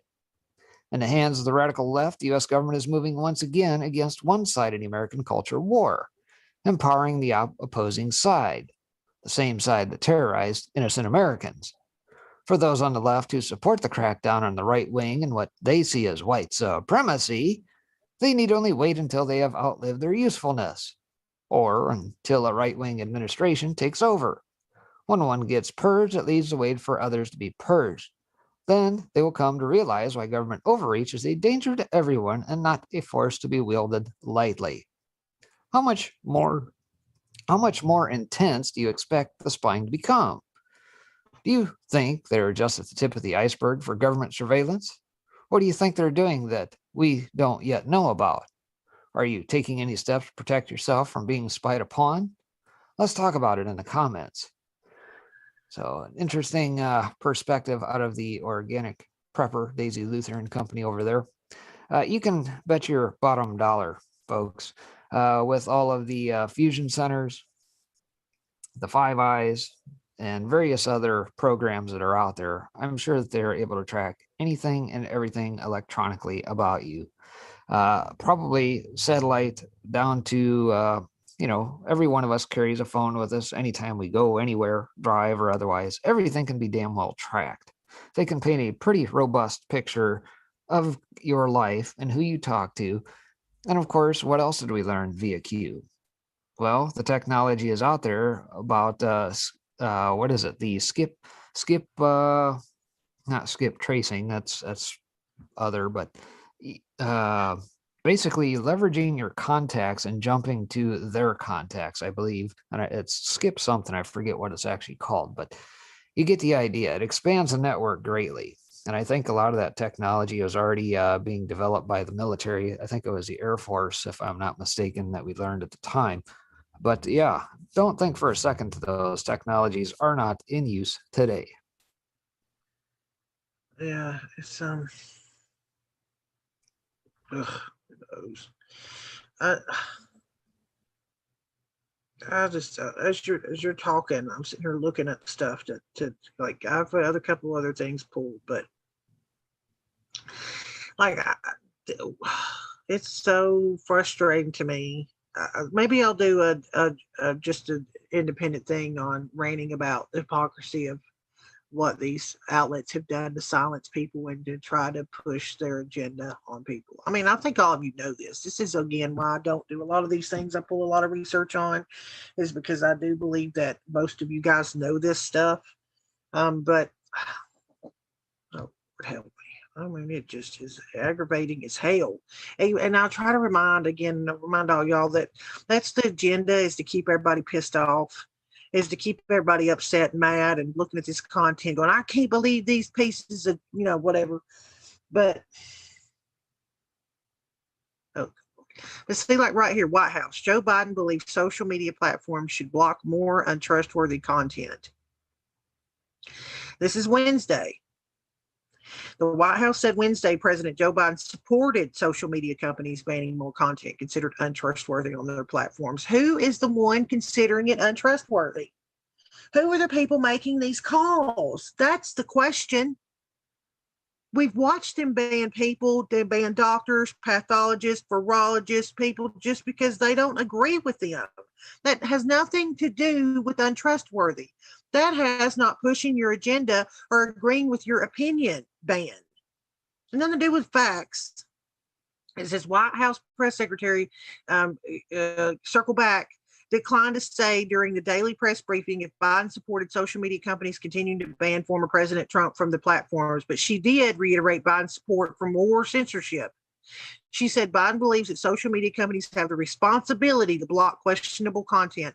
Responsibility to block questionable. Then these people need to be held to the same standards as a publisher. They can no longer hide behind, oh, we're just a platform for free speech. And then you can't have it both ways.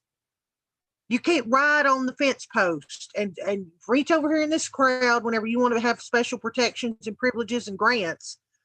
But then over here be dictating what everybody sees and hears because you decide to hire a small group of people that have your same views of the world.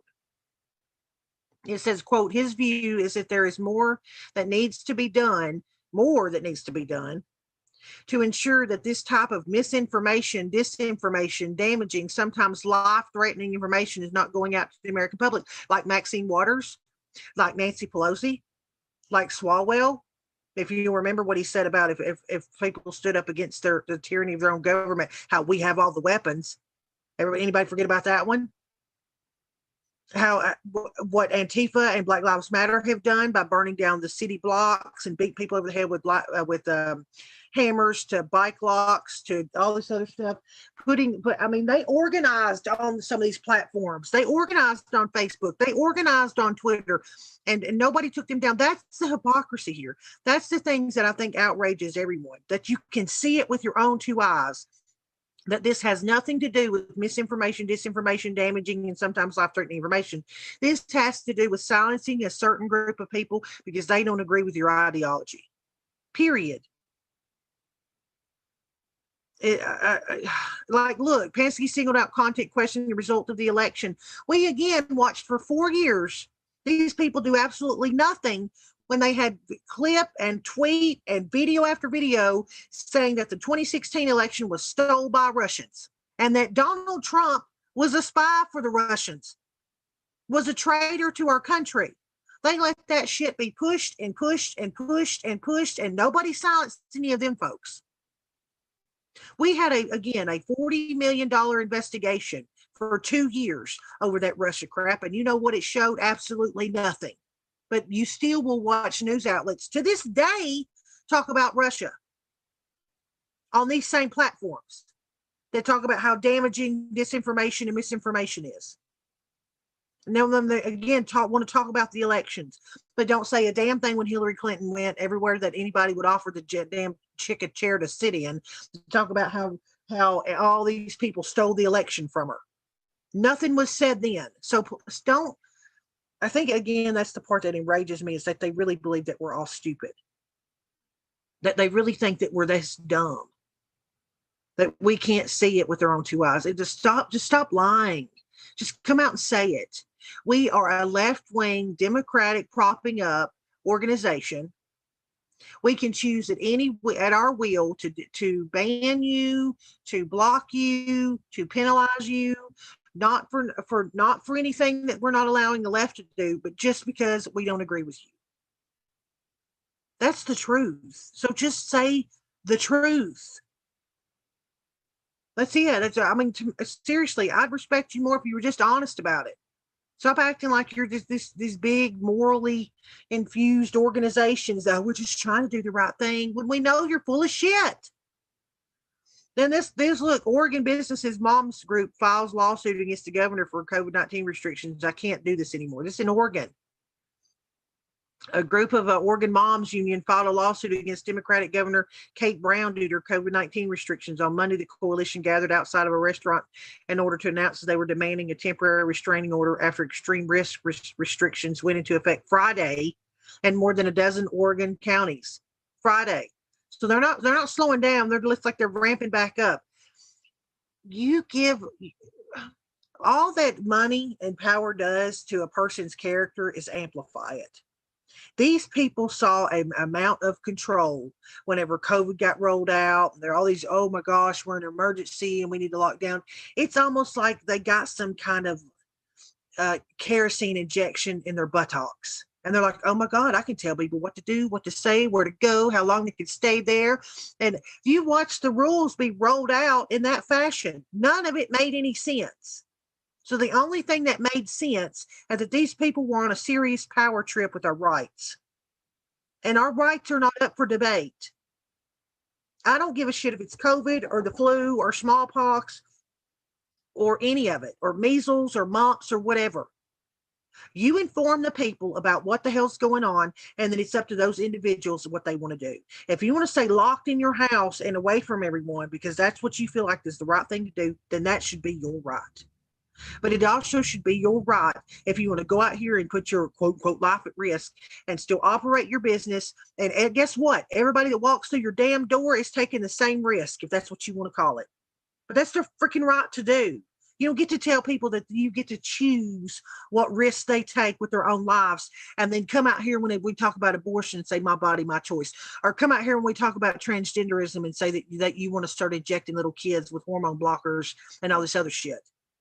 Like it is this amazing flip-flop brain gymnastics these people do, and they don't think people can figure that out. I think that's the most infuriating thing. Is that whether you're in the middle, from the middle of Tennessee, or you're from Essex in the UK, or wherever you are from Ireland or whatever, that all of us simultaneously have our brains have just fallen out and hitting the ground and are bubbling on the damn sidewalk. That is literally how it makes you feel. How it makes me feel. I won't speak for all of you, but that's, I think, again, the most infuriating part. Is that they really think they're stupid. At the end of the day, it's about power and control. Power corrupts.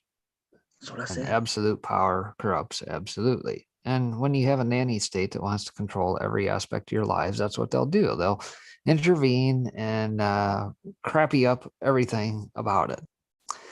Real quick here, let's check out some hump day humor here. Fact-checking President Biden's 10 most controversial statements. Hard to know what's true these days.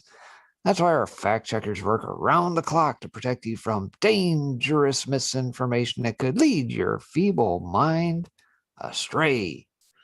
How do Biden's most influential statements stand up to our rigorous fact-checking? Read and find out. You can trust us. We're fact-checkers. Number 1. So you go ahead and you stack spaghetti sauce at a store and in a supermarket. You control the guy or the woman who brings out the carts on a forklift. Fact check. True. After researching this claim from Biden, we found there are indeed people who stack spaghetti sauce at grocery stores. We could not confirm whether the spaghetti sauce stackers actually control the people who bring out the carts or whether they use a forklift to do so. While some facts of the claim are unconfirmed, we're rating this true because Biden is a really good guy. Number 2, high-speed rail at 200 miles an hour from Charlotte 1 and another line going from in Florida down to Tampa. Another line, if we had moved Gov, we would have that tunnel fixed in New York now. The money was there to get it done. Fact check? True. According to our research, there are some high-speed trains that can reach speeds of 200 miles per hour. Charlotte, Florida, Tampa, and New York are all real places. Money exists. It doesn't get more accurate than this. Number 3. Could take care if you're a quartermaster. You can sure in hell take care of running a department store thing, where the second floor of the ladies' department or whatever. Fact check. Needs context. While the specific meaning of this isolated Biden quote is unclear, it was spoken in the context of a larger discussion about Biden caring about poor people and doing good things for minorities. He's the best. Number 4. And the kids used to come up and reach in the pool and rub my leg down so it was straight and then watch the hair come back up again.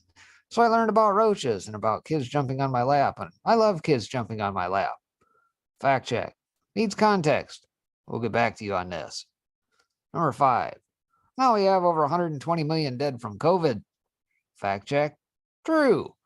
While the specific numbers of this claim aren't technically accurate, they speak to a deeper truth that COVID is really bad. Thanks for protecting us, Mr. President. 6. I may be Irish, but I'm not stupid. Fact check. True. Our researchers determined Biden has English, French, and Irish heritage. So the first part of his statement is true. He also has an IQ of 76, which technically means he doesn't fall under the definition of mentally handicapped. Another true statement. Number 7. I guess what I'm trying to say without boring you too long at breakfast, and you all look dull as hell, I might add, the dullest audience I've ever spoken to, just sitting there staring at me. Pretend you like me. Fact check. True. The crowd was indeed very dull. We know because we're in it, and we are very dull. We appreciate Biden calling us out there and encouraging us to do better. Number 8. His mom lived in Long Island for 10 years or so. God rest her soul. And although your mom's still alive? Your dad passed? God bless her soul. Fact check. True. Biden made this statement regarding Irish Prime Minister Brian Cohen's mother, who, sources confirmed, was indeed alive at the time. Biden also called Cohen's deceased father a her. Since it is unclear what gender Cohen's father identified as at his death, we are giving Biden the benefit of a doubt and rating this true. Number 9. Poor kids are just as bright and just as talented as white kids. Fact check. True. We know what you meant, Mr. President. It's okay. You cannot go to a 7-Eleven or a Dunkin' Donuts unless you have a slight Indian accent. I'm not joking. Fact check. Needs context. Biden's statement was spoken during an exchange where he was praising the vibrant culture brought by Indian Americans to the area of Delaware where he lives. It was actually the opposite of racist, and shame on you for thinking otherwise. 10 out of 10 successful fact checks for President Biden. And that, of course, brought to us by the old Babylon Bee. I'm going to follow yours up with, hang on, let me get it in my right order. I'm going to follow yours up because I was kind of looking around. And thanks, guys, for the lemons and D-Live. We really appreciate it for sure. I see you guys out there. I've got to show this because I didn't get to watch the chance to watch the whole thing, but it seems pretty funny. There's a couple things I'll share. So turn it up. Vaccines.com. We're going to make it easier than ever to get vaccinated. Visit vaccines.com.gov, vaccines.com, or text your zip code to 438829. We're going to make it easier than ever to get vaccinated. The zip code 438829. My zip codes in America have 5 numbers. He just gave you 6. Visit vaccines.com.gov. Vaccine.gov. Okay. And this one, I watched a really good documentary a guy's doing. I'm trying to get in touch with him. It was a 6-part series. He's down on the border. I watched it yesterday and the day before. And it's about the number. I've told you a few times about the number of the illegal immigrants coming across the southern border. This should tell y'all something. ICE deportations fall to a record low in April. When we're breaking records for people, again, that are coming across the border. We're having a record low of deportations. You don't have to be, a genius to do the math there, okay? And this one, it was really good. I saw that John Rich, who, from Big and Rich, he lives in Nashville. He also has a bar where he lets people play live music and stuff. He's also got his own liquor.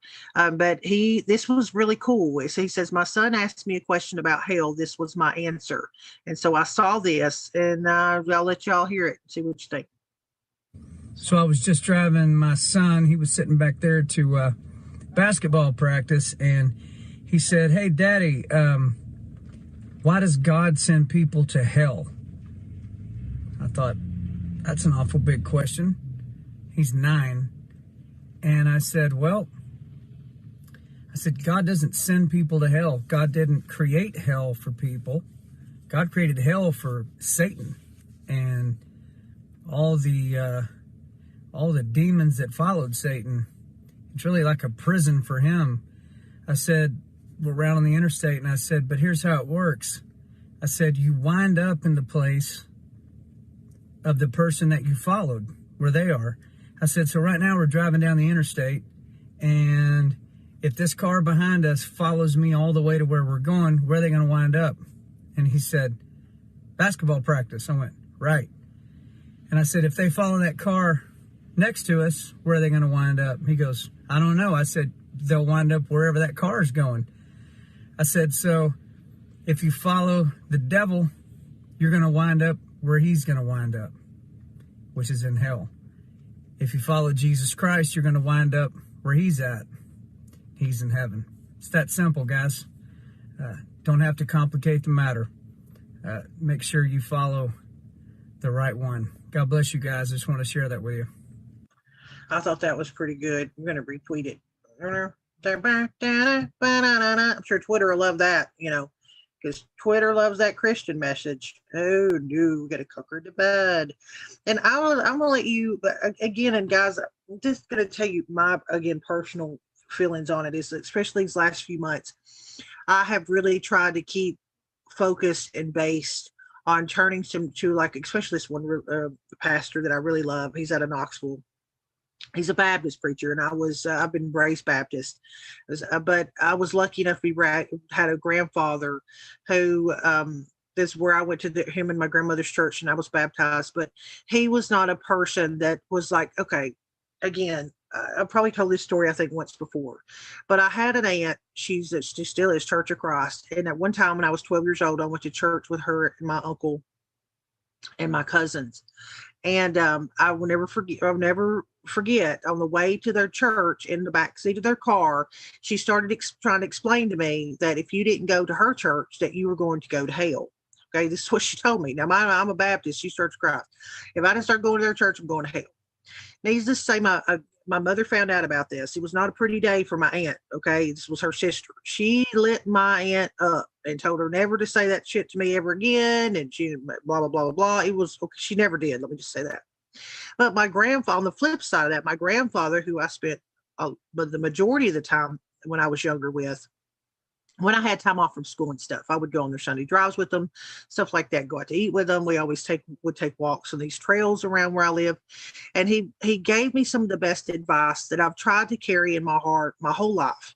And he has always said to me, it doesn't matter to your denomination. It doesn't matter what church you go to. Your relationship with God is your relationship to have. Nobody should be able to come between that. No person, should be able to come between that. So again, I found this guy, and I look for people that speak to my heart.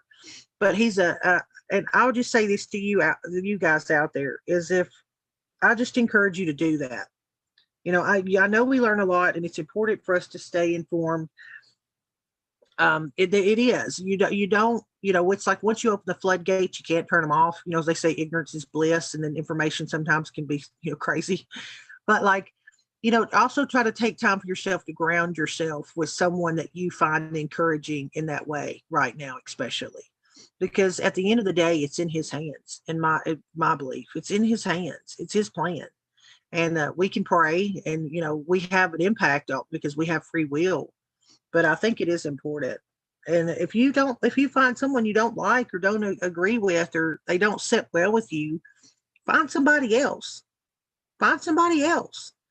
You think I like that? What's that guy's name? I really in Breaking in Texas, or what's his name? Olsen. Oh, Joel Osteen. Yeah, that like Joel Osteen. Hell to the no.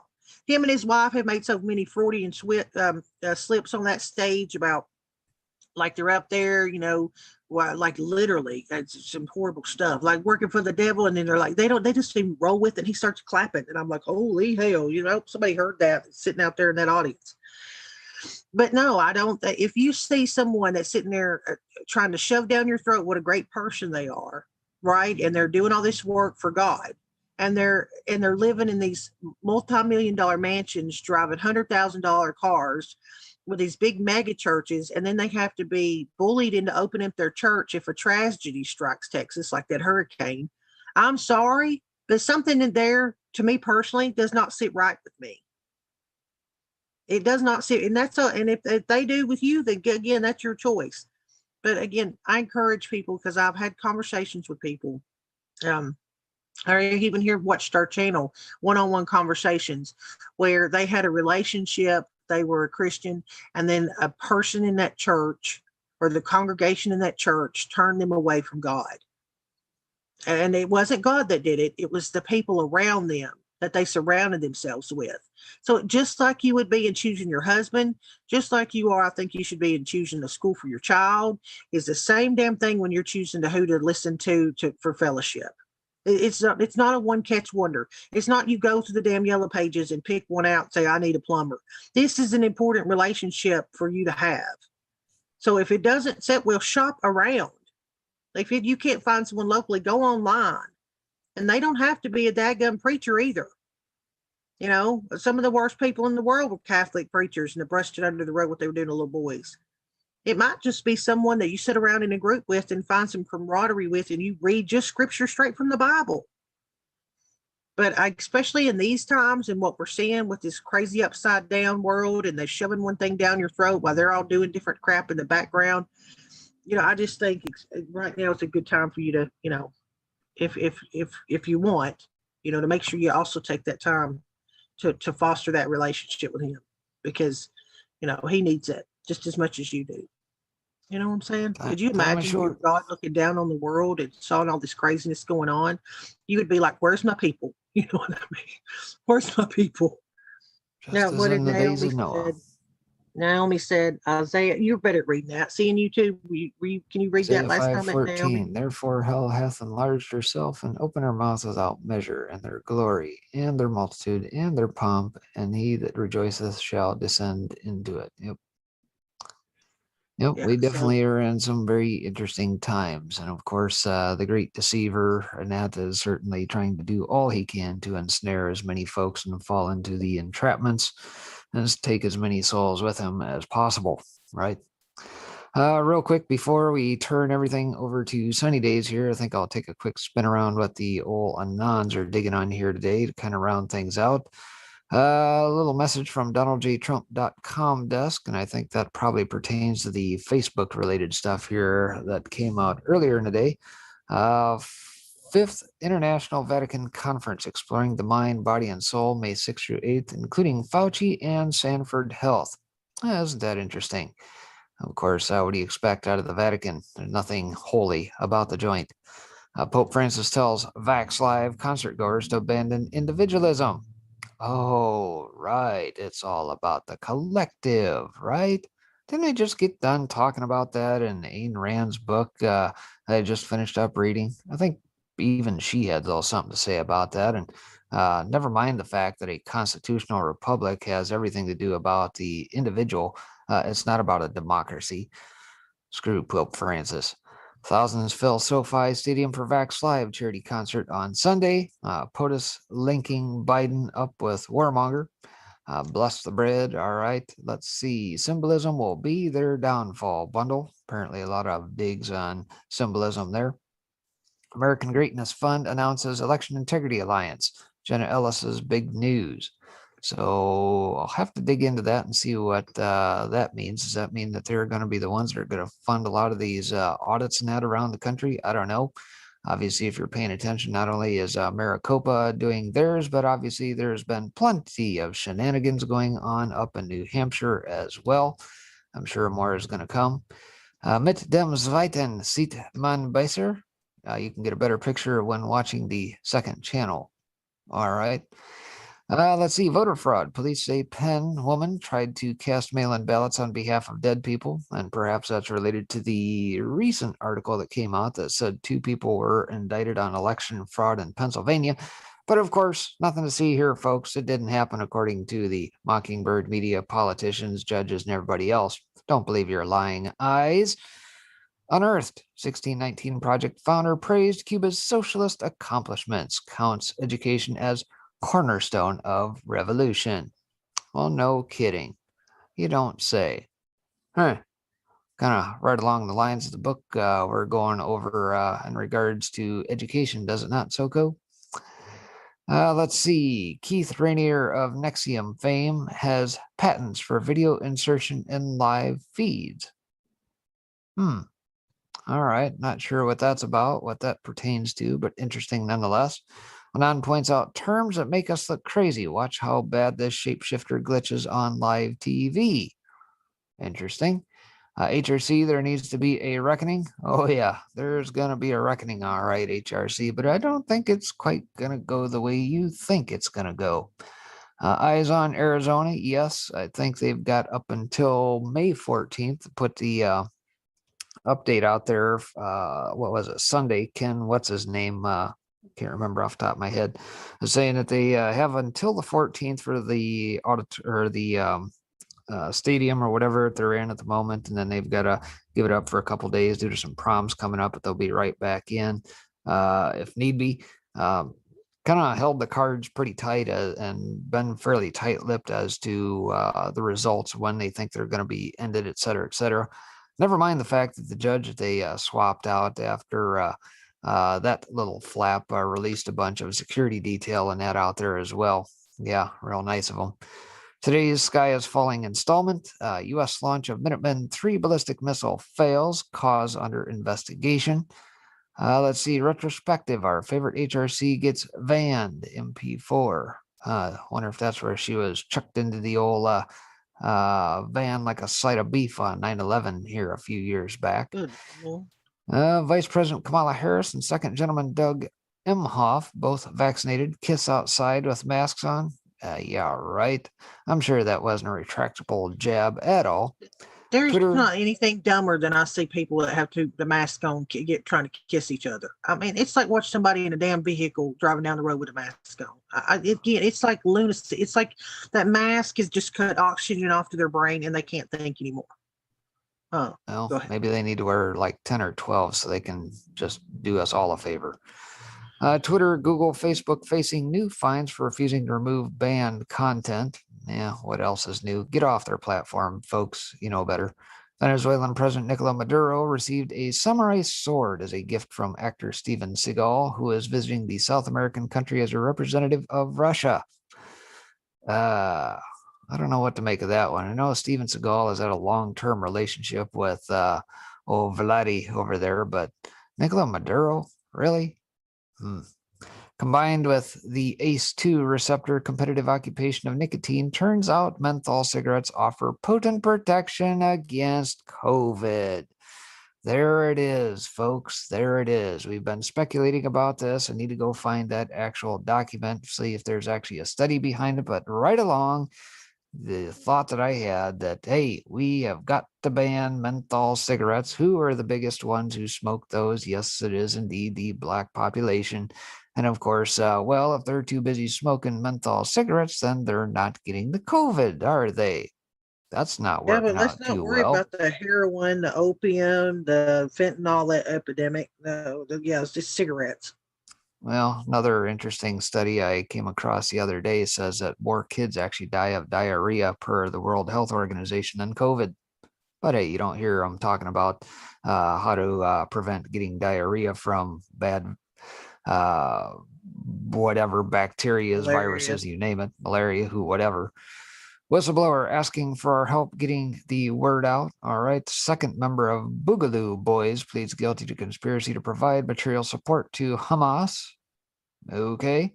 Why is MSM blacked out the FBI shootout at CIA headquarters? That's the second time I've seen that. I have not seen much by way of that. I think True News had a piece on that over on Gab TV yesterday that I came across, and I've not yet had the opportunity to watch it.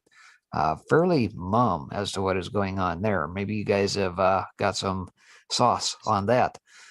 Angels from Revelation 14 and D-Wave quantum computers for your discernment. Interesting.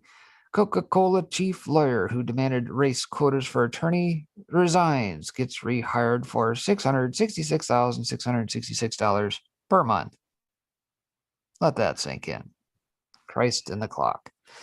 And that is what is going on via the boards this afternoon. Some of the things that the Anons are digging on today. And I see that Sunny Days is in-house. Hey, Sonny. Yeah, before we turn it over, I'm going to show real quick this. I was just trying to wait for the end of that. I'm just going to show this really quick. Sonny might go over this. This is this thing about Frank Lutz and Kevin McCarthy. I don't know if you know that Kevin McCarthy's roommates with Frank, and Tucker Carlson's been railing against him. I'm going to look. What? Before you share that, I just have to make a comment of what was said in chat. Lisa Stevenson says, so where's the benefit concert for Imodium AD or Keopet Cake? Yeah. Brilliant. Bravo. I'm going to show you a couple seconds of this, and then we'll show you one other thing. I'll turn over to Sonny. Frank Luntz lobbies, he's not a registered lobbyist, but he lobbies on behalf of some of the world's most left-wing corporations. A lot of people do that. Here's the interesting thing about Frank Luntz. At the same time he's doing that, he also advises the leadership of the Republican Party. So Frank Luntz works for Google and Nike and Delta Airlines, among many others. Works for Google, Nike, and American Airlines. Several years ago, Frank Luntz advised the makers of OxyContin on how to blame rural Americans as thousands of young people in rural America drop dead of opioid ODs. The point is, this is why I don't believe none of these damn people. Kevin McCarthy, Mr. Republican, is roommates with this guy. And then finally, this is just real quick, that our man shot dead after standoff outside of CIA headquarters. I don't know why we're watching a damn possum meeting, but yeah, this happened. It says that an armed man who was claimed he had a bomb in his vehicle has died after he was shot outside the CIA headquarters. Suspect identified in reports as Roy Gordon Cole was wounded in an FBI agent-involved shooting about 6 p.m. on Monday outside headquarters. FBI reviews every shooting incident, but this is what they're talking about. You didn't hear anything about. There's some pictures from it. I go to New York Post does a really good job at pictures sometimes. So, but anyway, there you go. All right, Sonny, give it to Sonny. How you doing? I'm doing good. Hi. Bring us some cheer. Hour, and then we still went over. Nah. It's all good. All right. Well, hopefully you would cheer us up, because I do like how you go through your Twitter feed and stuff like that. And like, you know what I'm saying? I enjoy that. Like, you know, you kind of quick hitting, you show these things quickly, and it, you know, I love that this part of the day. Oh, thanks. Well, I You're like welcome. listening to you guys too. Oh, Good news. What could be funnier than a Babylon Bee? Come on now. We'll circle back to that. All right, I Sonny. feel like we're in the Babylon Bee. Yeah, I think so. All right, we'll get out of here. Thanks everybody, by the way, for putting up with us for an extra hour. By the way, Daddy Dragon's fine. I told you sent me a message yesterday. I didn't know if he's going to have to be there or not. Apparently he did, so I'm sure he's fine. He would tell me if something I think was wrong. But all right, Sonny, have a good one. All right, thanks. Bye, y'all. Bye, everybody. Hey, y'all. Hi, live chat. How you doing? Hope you're having a good day. Thank you for joining us today. And I'm going to jump right into my little Twitter stuff, my bookmarks. I'm still working on trying to get my Gab going and using that more, and even Cloud Hub. I need to get back over there and kind of look around again. And gosh, I got some stuff on Telegram, but today I'm just gonna stick with what I know. And that's mainly why I still use Twitter. I just think they're all kind of comped in some way. Or, you know, maybe they're not spiffy. I don't know. I'm still waiting for Mike Lindell's, although he has a lot more content on his page. I don't believe there's the Twitter part. So anyway, let's find out what's happening. I do like to pull some of this. I do follow a lot of conservative voices. And I do like to hear from a lot of different people, just perspectives. So I thought this was interesting. Rosie Memos put out there, old enough to remember when they made it illegal to ask if people were HIV positive because of the stigma and hate thrown towards them. Here we go again. Disclosed TV 3 hours ago, just in, New York Yankees Mets baseball games to have vaccinated and unvaccinated seating sections. Yeah. So this was kind of interesting for English. The UK is sending 2 Royal Navy boats to Jersey as a precaution after threats of a French blockade of the island's main port. I'm going to play this and I'll have to stop it and do those 25-second breaks because it's licensed. Just a little bit of breaking news to bring you now concerning the evolving tension between Britain and France over access to fishing off the coast of Jersey, and 2 offshore patrol vessels have now been sent there to monitor the situation. There's also been a statement from a Downing Street spokesperson that says this evening the Prime Minister. And I apologize, I don't know if this is very important. It's about 2 offshore patrol vessels sent to monitor the situation in Jersey amid row with France over post-Brexit fishing rights. Don't know who this affects, you know, in the local area or how it will affect you. Minister spoke to the Chief Minister of Jersey, Senator John Lefondre, about the prospect of a blockade of St Helier. The Prime Minister and Chief Minister stressed the urgent need for de-escalation in tensions and for dialogue between Jersey and France on fishing access. But I wanted to play it because it had dropped about an hour ago, I believe. The Prime Minister underlined his unwavering support for Jersey. He said that any blockade would be completely unjustified. And as a precautionary measure, as I was just saying, the UK will be sending 2 offshore patrol vessels to monitor the situation. They agreed that the UK and Jersey governments would continue to work closely on the issue. We'll have more information for you on that. And I confess, when I saw the Jersey, I was confused because I didn't know there was a Jersey that they're talking about. With our political correspondent, Kate McCann, shortly. So whatever that means, something to keep an eye on, maybe. All right. I'm looking at chat now and I see Julian, 61270. They threaten to cut off electric power supply to them if they don't bend to let them have full access fishing. Maria Ingram, neither are the UK fishermen because they want to starve the people. Chris M. Elite's playing silly buggers in the Channel Islands. Okay. Nick Glenister, they've got the umph with us when we sunk their navy in 1940. Lisa Stevenson, the EU and their puppets stink. They killed the fishing industry in the UK. And Anani Mouse says, my dad was in World War II. He said we should have let the Germans have the French. And Michael Page says the French don't get it. They are our waters and we are a sovereign country. Well, I'm glad I read your comments. Good. Okay. Let's see. I pulled this little, this is a funny one actually. So I pulled this lady over for speeding. I said, ma'am, what's your first name? She said, Frida. I'm like, okay, cool. I said, ma'am, what's your last name? She said, go, ma'am. So I said, Frida, go, ma'am. Tell me why this lady then drove off. And I'm like, wow. He looks so serious when he says it. So when I first saw this one, I was like, he said, Frida, go, man.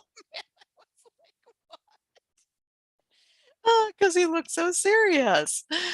All right. I'm going to skip this one. I'm not sure about this Alexa, what's happened next. This Carrie Kellerman put, I'm face streaking again at grocery store with a mask policy. No one has said boo. I haven't heard it referred to that. Face streaking. Yeah, to all you face streakers out there. Maybe that'll take a maybe it'll go viral, face streaking like that. This person tweeted out, to make matters worse for Stelter, his own show performed better last week when replacement host John Avlon filled in. CNN's Brian Stelter returns from vacation to host lowest rated. Get this, I didn't realize this was the title of his show, but it's Reliable Sources. Can't believe it. CNN struggling media program Reliable Sources. Is that for real? That to me is funny. So this Madam Kemp says, words I will no longer listen to in political discussions. Oh, so-and-so is horrible. How can you possibly support them? Or don't you know they are racist? If you oppose someone's ideas or political program, please refer to facts and make an argument. I don't do ad hominem. Thought that was interesting. This Major League Liberty tweeted out, Melinda Gates isn't the only one that wants Bill out of their lives. Signed, every American. For sure. I don't want him in my life. This was just a cute little video. It's kind of long. It's like 2 minutes, but it's pretty cute. This little gal's a rockin' it.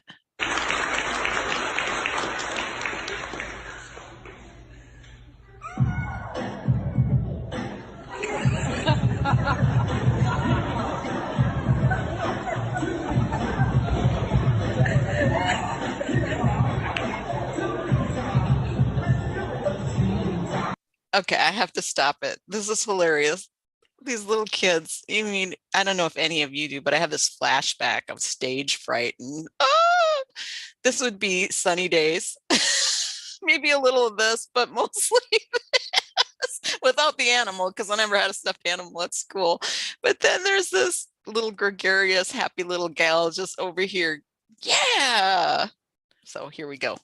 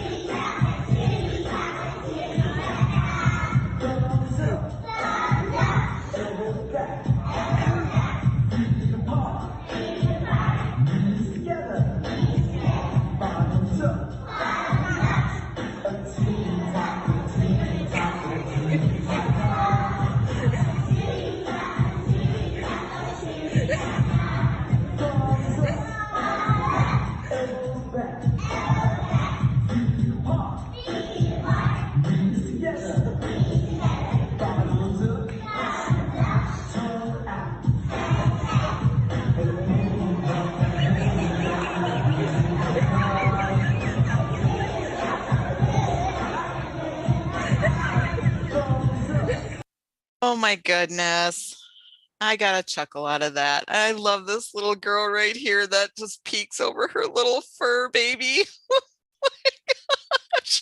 She's like, just get me out of here. And then the contrast and personalities of some of the other little kids, you know, just kind of looking around, and so cute. I'm not sure. I listened as much as I could to Breaking and SoCo, but I did in and out of the room. So there was a statement by Donald J. Trump, 45th President of the United States, May 5th. It's warmonger Liz Cheney, who has virtually no support left in the great state of Wyoming, continues to unknowingly and foolishly say that there was no election fraud in the 2020 presidential election, when in fact, the evidence, including no legislative approvals as demanded by the U.S. Constitution, shows the exact opposite. Had Mike Pence referred to the information on 6 states only needed 2 back to state legislatures, and had gutless and clueless minority leader Mitch McConnell, he blew 2 seats in Georgia that should have never been lost, fought to expose all of the corruption that was presented at the time with more found since, we would have had a far different presidential result, and our country would not be turning into a socialist nightmare. Never give up. And that was RSBN put that out. And I don't know if SoCo and Breaking mentioned that about President Trump has that new platform. I believe it's the office of, no, it's donaldjtrump.com, I believe. And if you go out there, then you can see all his statements. At this moment, it's just his statements and a few other things from him, but it's not like a two-way street at this time. So this was interesting. This was posted by Saltier than the last profile. Y'all see this? I got 8 Costco employees. Is anybody tired of this tyranny? You love tyranny. You love tyranny. You get out. You get out. You get out. No more masks. No more masks. No more masks. No more masks.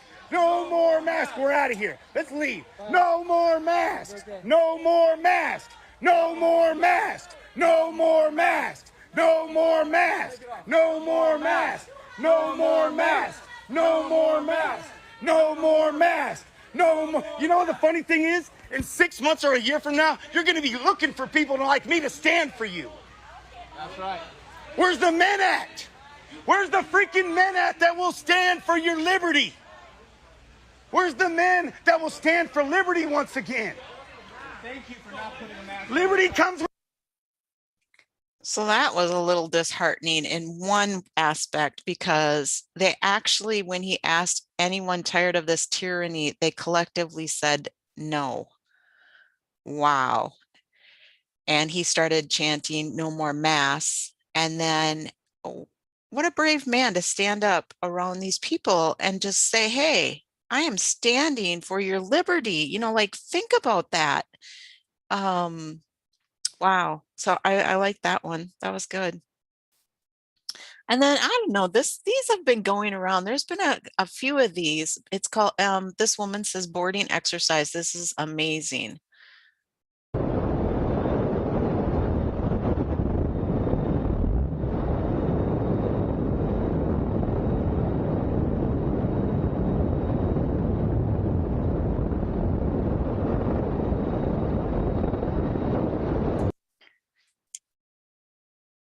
The other one I saw said what countries these were, and I don't believe it's the United States. It said the Tamar on that ship. I'm not sure about that. Maybe if I click on it a little bit, I'll see. That's pretty wild, just flying around. Well, you know, they have them now. I think, you know, like people at the lake, sometimes you'll see them using those jetpacks to do like water things, but this is beyond that. Holy moly. Okay, so then Jason Miller put this out.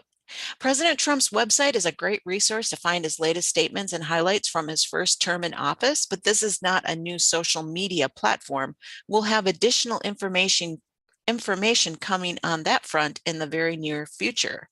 So this is Trump launches new communications platform. And this was interesting. Candace O had President Trump on in a interview, I believe yesterday. And are you going to run in 2024? And if so, can I be your vice president?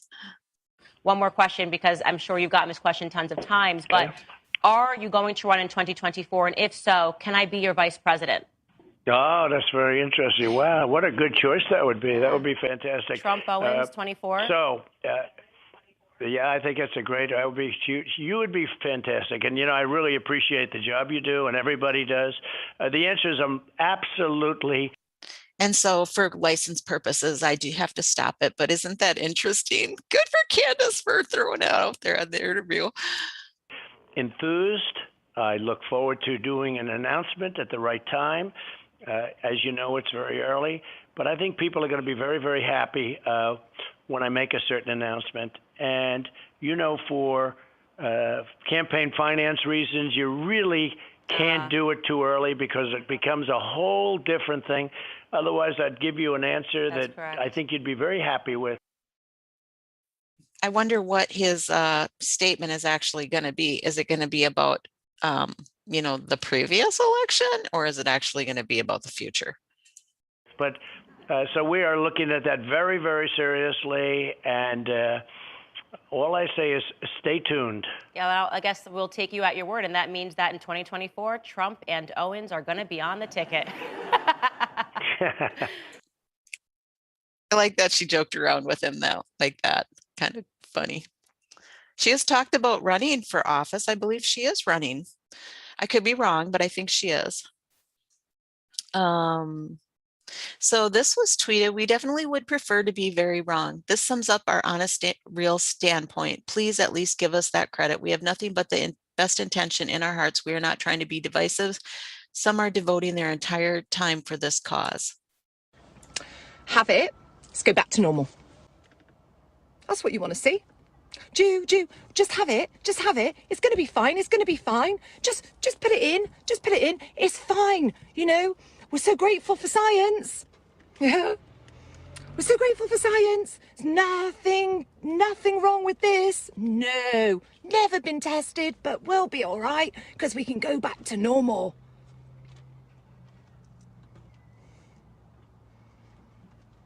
The freedoms are going to go, and they're going to go quickly. I have hope. Yesterday, I feel excited for the first time. The number of people that came together and the atmosphere and the energy and the just gorgeousness of that collective of those people come together and say, I'm awake. And do you know what? We love you. If you don't understand this, we love you, but we need to unite, and we need to really make sure that these things, these things don't get passed. So what do we not want passed? What are we fighting for? Because somebody put on one of my other feeds, oh, it's okay. The passport's okay. It's temporary. It won't be. That's the slippery slope. They dangle little tidbits. They're not stupid. If they want to sell you something, they're going to get the best advertising campaign. They're going to get the best play. Don't be played. It's like, honestly, they won't retract it. And then you start explaining to people, what does that look like? Like zero freedom. It's zero freedom. I look forward to being on the next march, marching for those that don't understand, marching for those that are still in the dark, and that's okay. We love you. We're just doing this. Understand we are doing this for the greater good, and we are doing it for the future generations and for the children. So just know that it's coming from a place of love and not to be right. We definitely would prefer to be very wrong. Wow, like that. She sounded like she had an Irish accent, maybe, or English. I'm not real sure. So someone asked for my my Twitter. Let's see. Let's see. It's I think you can find it at Sunny Days Ahead.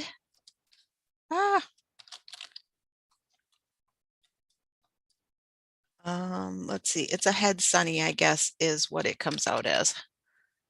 So I'll just put that. If you put that into Twitter, I think you can find it. Let's see. And maybe I need to, oops, drop that into YouTube quick. Oops, darn it. All right, that didn't work out. Let's see. I will try to drop it before the end of the show again. Let's see. Get back to my bookmarks. I'm not sure if I thought I heard Soko talking about our teacher, or teachers exposing this. I'm not sure if she played this clip, but teachers have no business teaching kids their ideology and sexual perversions. It's not their job. Children are being subjected to this indoctrination across the country. My 7-year-old nephew's teacher told him President Trump is a murderer. This has got to be stopped. This video I'm going to show you. They're teaching incorrect grammar to give a kid whatever gender pronoun they want. Psychology tells you that when you're talking about sexuality with kids, their brains are not developed. You have to raise a child, you rear a child. They don't know about sexuality. When an adult pushes some kinky sexual ideas upon them, it winds up grooming them to believe. That is such a good point, that children don't think, their brains aren't developed that much, and they don't think, they're still developing, and they don't think about this stuff. It's being pushed on them. Whatever the adult tells them. So this is the video by Brain Pop that our kids are spending hours in front of.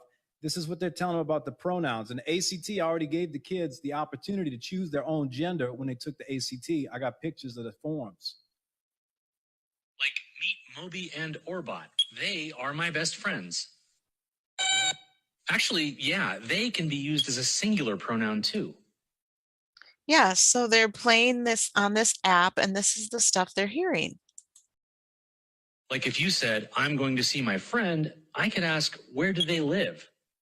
Since I don't know your friend's gender identity. And some individuals prefer they as a pronoun. Like meet Orbot, they are my best friend. We got kids that can't read and write, and then we're going to teach them incorrect grammar. I mean, it's ridiculous, okay? Who gave permission to talk about this? There's two genders. If you're born with a penis and you have testicles, that's just anatomy. You're a male.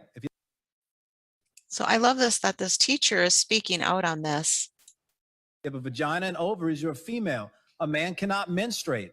A man cannot lactate and breastfeed a child. You cannot give birth if you're a man. If you want to be an adult and do whatever you want with your life, I'm okay with that. Don't push this ideology on children. I'm not going to work in a district that's okay with that. You need to make a clear statement on how many genders are there, because parents. I like that he says, I won't work in a district that teaches this, if that's what he believes. They're already pulling their kids out of public school. They're doing homeschool options. They're going online. It's going to increase as this liberal ideology comes into our schools. This isn't a political indoctrination camp, okay? It's public education. We want to teach education, not left-wing ideas that aren't bad. Yeah, what happened to just educating our kids in, grammar and math and the basics? Backed up by facts or science. Thank you. Wow. I guess I could have played that one through. It's a Prager, and we do have permission to play Prager. I thought this was funny. Know your parasites. Deer tick, wood tick, Lone Star tick, lunatic. I thought this was interesting, and I thought that this person that put this out here is beautiful masculinity. These strangers banded together to save a family.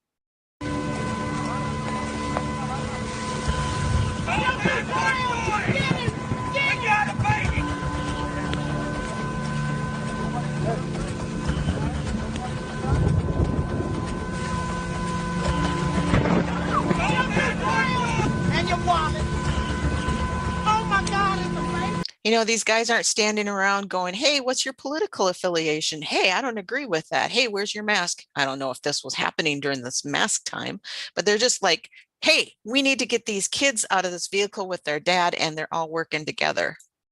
Give me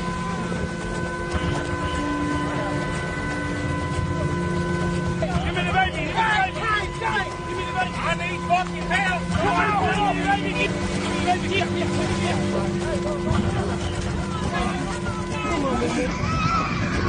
She's talking. Help me. Move the damn car seat. In the name of Jesus, Lord.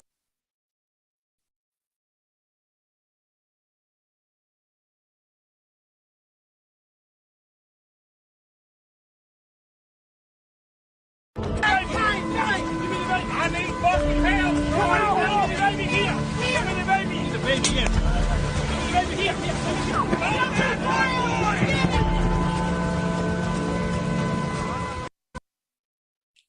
Well, I don't know anything more about that than just this clip, but yeah, wow. This was tweeted out. Notice the completely different causality analysis between COVID-19 and COVID vaccines. If COVID-19 in system, then that must be what killed them. If bad reaction after vaccine, it can't possibly be the vaccine, to the point they are now blaming anxiety instead. I like when, that's the thing I do like about social media. And I realize not everything that's said is true, but I just love when people put things together that I maybe necessarily compartmentalized.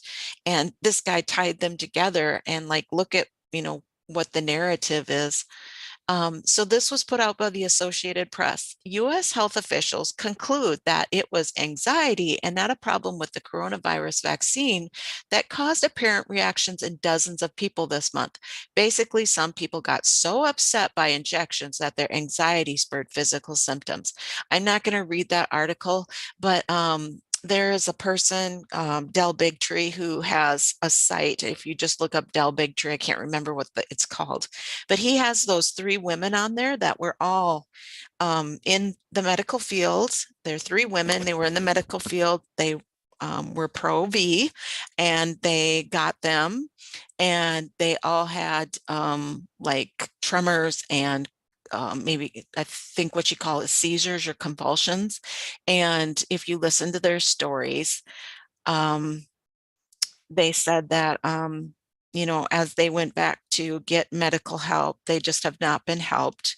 And it's so sad, because they were fully believing in the medical system.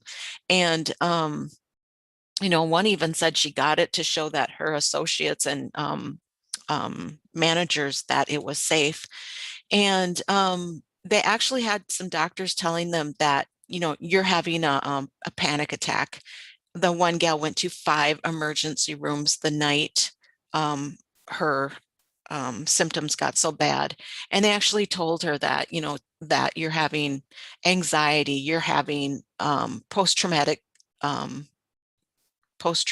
stress disorder symptoms. It's so sad.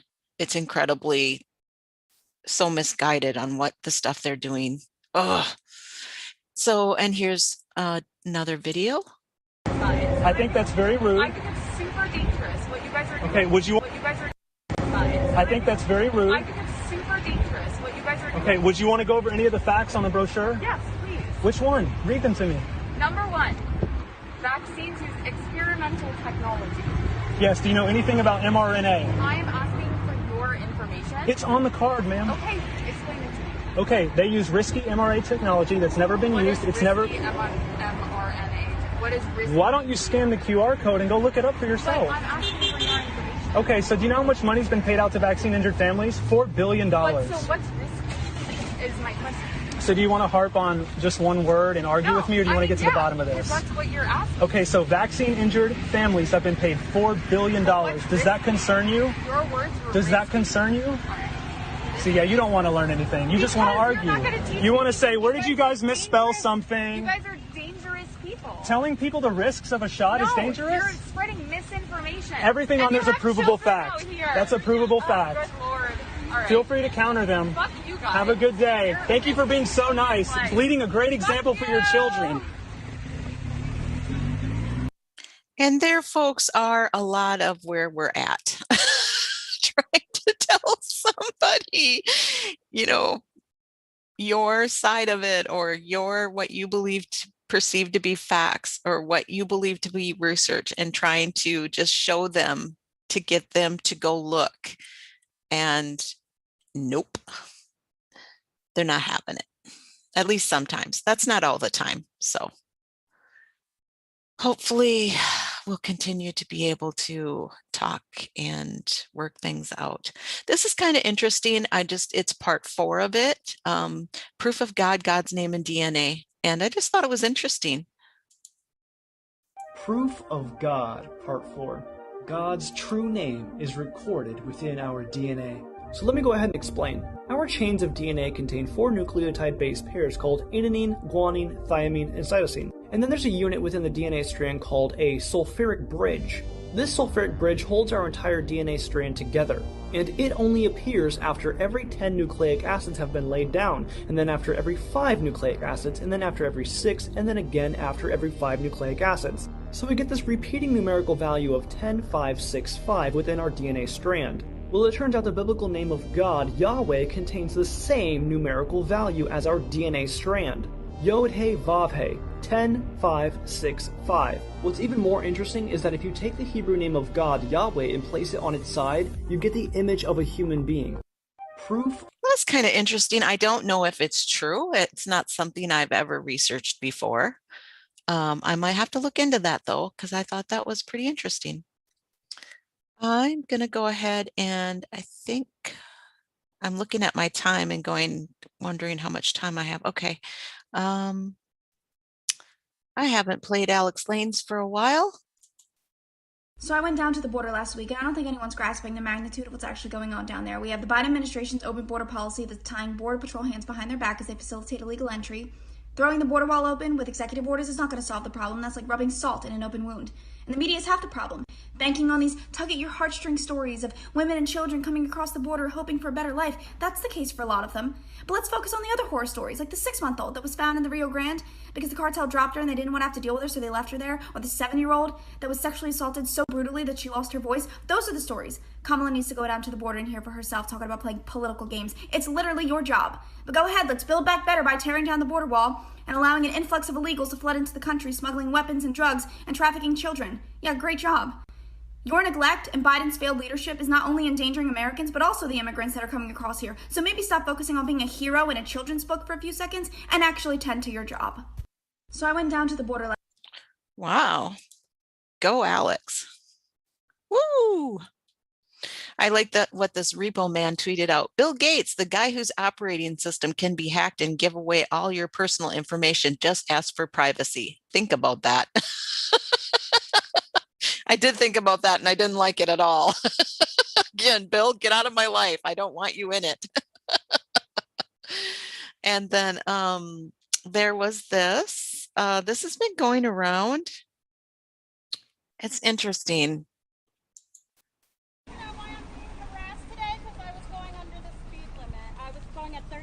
Yes, you are, ma'am. Good morning.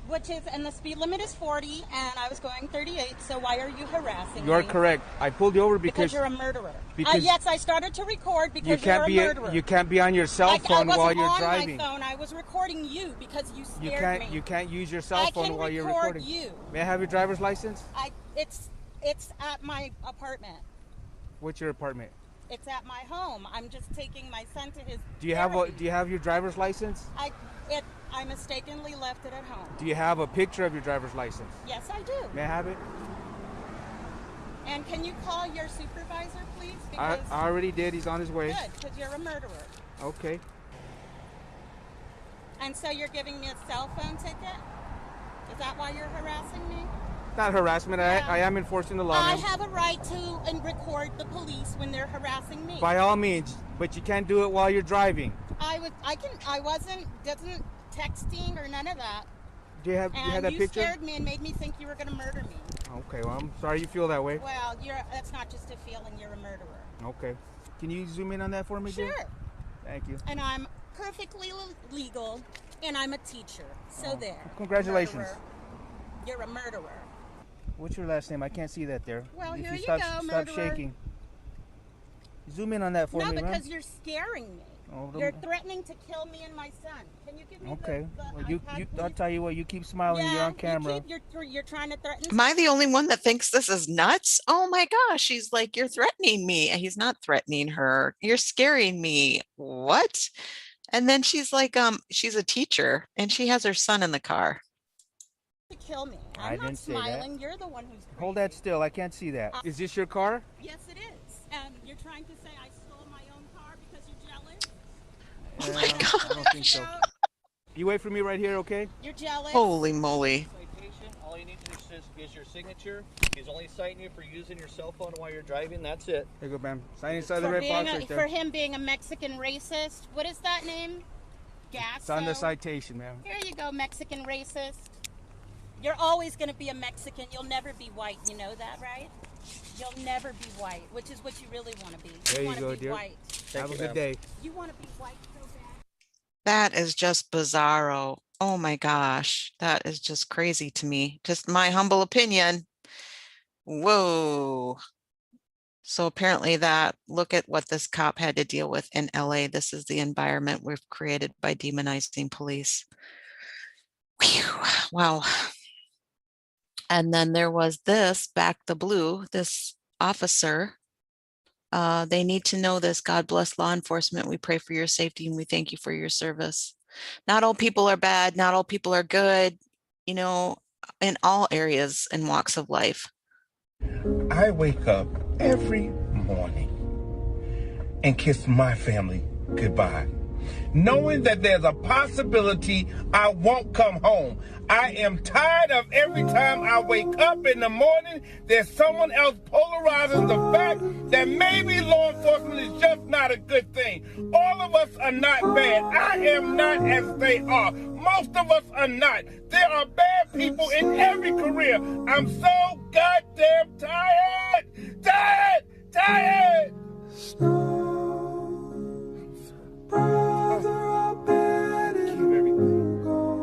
I give everything.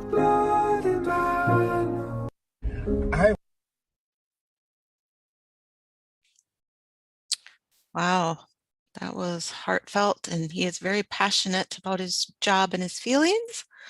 I'm going to go ahead and play this. This again is Scott Jensen, and he's running for governor of Minnesota. Hi, Dr. Scott Jensen here. Dr. Jackie Connolly, my daughter. I'm very proud of her. We want to talk a little bit about health freedom. I think those two words being together, connected, is not something that's really been out there a lot prior to the last year or so. And I think a lot of that has come from the whole question about the immorality of vaccine passports or immunity passports. A year ago, there was discussion about, well, if you had COVID and you recovered, then you get an immunity passport. Right. Now the discussion is if you got vaccinated and you have a passport. But I think the bigger issue is health freedom. Dr. Benjamin Rush was one of the founding fathers for our country. He was with George Washington with the Continental Army. And he said, when he signed the Constitution, that we need to put health freedom as a safeguarded right of the people into the Bill of Rights, because without it, there would come a day where some kind of scientific, technological elite group might literally strip away the rights of individual patients. And I think we're seeing it today as we look at different people having differing levels of need for what vaccine safety amounts to, whether you're talking about a Lyme vaccine that was pulled from the market, or whether you're talking about something as powerful and life-changing for our globe as polio. Yeah. And we can talk about all the other vaccines. But the issue is everybody gets to choose because everybody's got a different level of measuring what is the safety level. Do you have any thoughts on that, Jackie? I would absolutely agree. I think you're 100% right. The biggest thing is personal choice, personal freedom. I mean, vaccine passports are a very obvious one to reach for, right? In terms of whether or not someone is mandated to do X, Y, or Z. But beyond that, you get to the level of an individual patient beyond the vaccine passport, and you talk about, mandating someone to take a certain drug because they have high blood pressure or high cholesterol or diabetes. And And we don't make them. We recommend, hey, this is the recommendation, and you get to choose. That's a great point. I do get a little irritated by some people who seem to think that everybody should be in lockstep on a given intervention. I try to tell patients, taking a vaccine isn't like getting a shot of penicillin for strep throat. It's way different. Mm-hmm. I mean, you're injecting something almost like a chemotherapy intervention. You're injecting a chemotherapy agent or an immunotherapy chemotherapy agent, looking for a certain response, maybe to obliterate a much higher kill rate for cancer cells. Right. That's what the vaccine is. We're asking a vaccine to do something quite complicated. Yeah. Penicillin for strep throat is just go in and, if you will, blast it away. Mm-hmm.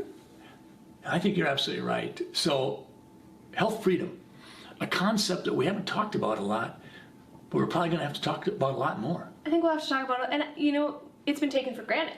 Yeah. We've never had to talk about it because we've never been in this situation before. It's interesting that vaccines have been the catalyst for a broader discussion regarding health freedom. And within a health freedom amendment, we literally would probably have to have some form of a vaccination bill of rights. Sure, yeah. Because when you mention the whole concept of a mandate or a de facto mandate or something like that. Interesting discussions, challenging discussions, critically important discussions. Thank you. I do enjoy listening to him. I like what he has to say. I wish he was multiplied. I wish I had a doctor like that around me. So there's this gal, I really like her. So it starts out like this. People are always like, get over slavery. Okay, get over 9/11. Let's just get some factoids out the way. Slavery went on for about 246 years, not 400. If you want to get technical, slavery only lasted in the United States for about 89 years. Slavery ended 156 years ago. This coming September, it'll be 20 years since 9/11. You seem young, so I'm guessing you were either too young to remember 9/11 or you weren't born yet. I was 14 when I watched people jump to their deaths and the towers collapse. 9/11 didn't just happen to the people who died, it happened to all of us. And using 9/11 in a joke is just not. And it's not so much get over slavery, it's stop using an event you never experienced as a crutch. And if you feel like you're suffering from generational trauma, then go see a therapist before you damage the next generation. It's not oppression when you shackle your own feet, and no one's holding you back when the key is in your hands. I can't get to the door if I'm holding onto the wall, and I can't take the wall with me. When people say get over slavery, this is what they mean. Wow, that gal, I really love her. She really has a way of explaining things well. And then she did this video too.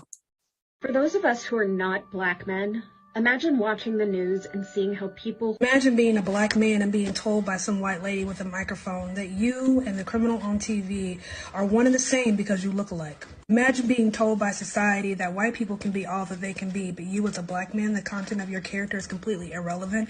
You are the color of your skin and that is all you will ever be. Imagine being told you can't figure out how to vote because of the color of your skin. Socioeconomics affects everyone, but apparently you're not as smart as the poorest white person. Lady, I don't want to hate you. I'm a 90s kid. I grew up with you. So I know you're very talented. I understand your heart is in the right place, but you are everything you preach against. You're not helping. You're making things worse. You're causing more division. You're causing more fear. Statistically speaking, I am more likely to be shot and killed by my Black elderly neighbor across the street than the cop who patrols my neighborhood. Statistically speaking, homicide by cop is very rare, but people like you find power in fear, so you keep it front page news. You don't have to be a white supremacist. You can be better. I love that. Is there any hope it made it back to her? That would be wonderful. Let's see. Let's play this one. The thing I love about the coin is the dates are wrong. It doesn't say 2020 to 2024 when the elections actually run. It says 2021 to 2025. And I've never attached a coin to a conspiracy theory, but this one could work if the recount. I like that. And then this is a little funny one. Hey, welcome to the neighborhood. Hey, how's it going? Moderna? Yeah. AstraZeneca? Nice. Ho, ho, ho. At least it's not Pfizer, you know. Totally.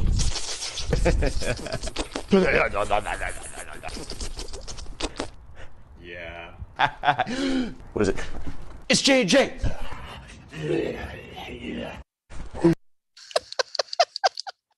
These creative people.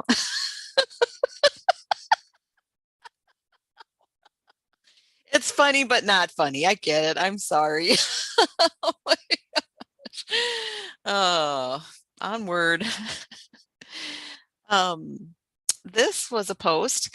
TikTok is a data collection service thinly veiled as a social network. And this was put out by DuckDuckGo. For example, in London, TikTok is facing a lawsuit for violating UK and EU data protection laws, demanding that illegally processed data from millions of children be deleted. TikTok faces a London lawsuit filed on behalf of millions of children in the UK and Europe. I'm not going to go into this because it's Bloomberg and it's and that usually I think it's behind a paywall. And then if you all know Salty from PSB, oh my gosh, this is just so beautiful. Oh.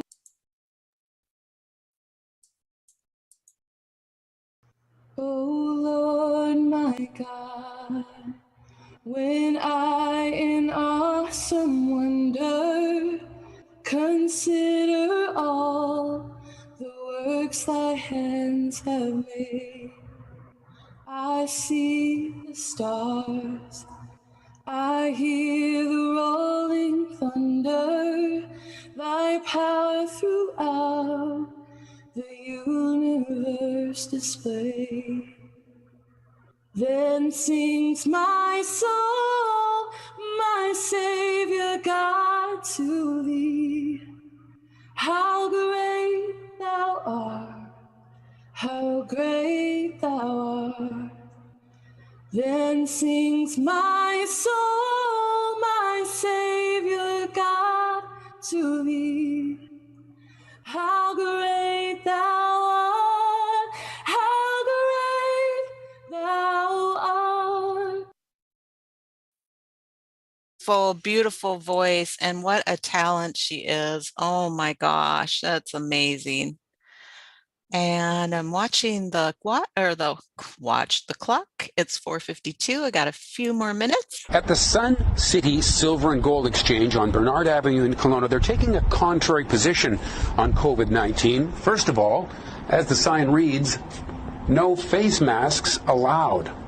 And if you've taken any COVID vaccine, no entry. Well, initially, the no masks were to protect us. There's live inventory in here, real silver and gold inventory. And allowing someone in. I'm not sure if this is licensed since it has this little logo, so I'm going to stop it. In the store with a mask who can't be seen on the CTV seems like a bit of a contradiction. So it's a security thing. Well, mainly. I mean, I'm against masks. I don't wear a mask anywhere. I don't want to harm my immune system with a mask or breathe into a mucus-filled, saliva-filled petri dish. So personally, I'm against masks. I think they're ridiculous. So you won't let someone in your shop if you've heard they've had the vaccine? How does that affect you? Well, it's actually been a boon to business. Since the masking sign went up, I've probably had close to $1 million worth of new orders from people who want to do business with someone who thinks like we do. So it's a niche market. Wow, that's pretty amazing. Well, very much so. You know, people who are doing their own homework with respect to vaccines or masks also historically are the type of people who do their own homework with regards to the monetary system. And they've come to the conclusion that protecting their savings or protecting some of their assets in a bank with physical silver and gold is a good idea. So your policies, as stated in these signs that you've just described, do run kind of contrary to what our health authorities are asking. Have you had any pushback from the authorities against what you're doing? No, not at all. The health authorities have proven themselves to be dumbasses.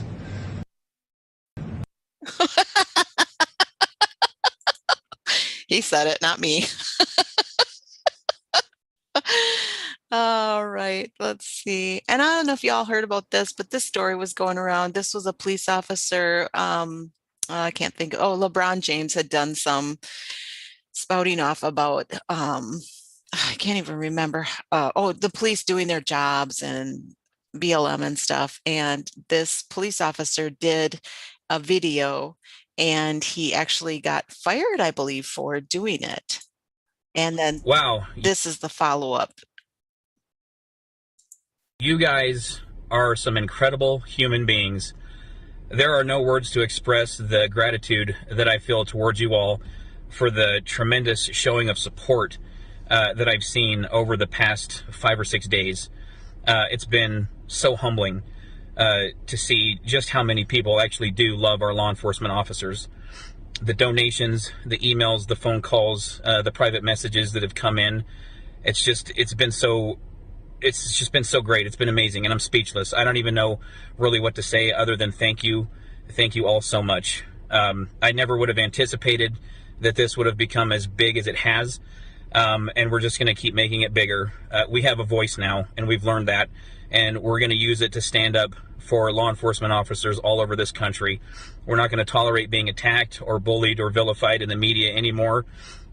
We have to have each other's back, and that's what we're going to do. Thank you all so much for everything that you're doing.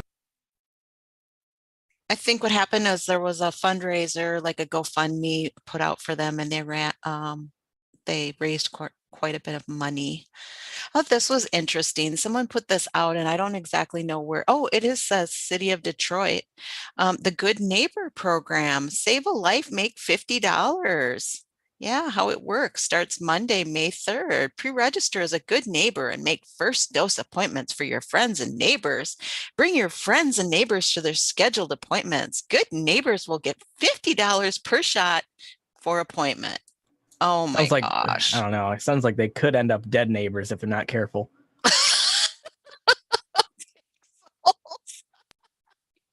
Yeah, I don't think it's the best idea.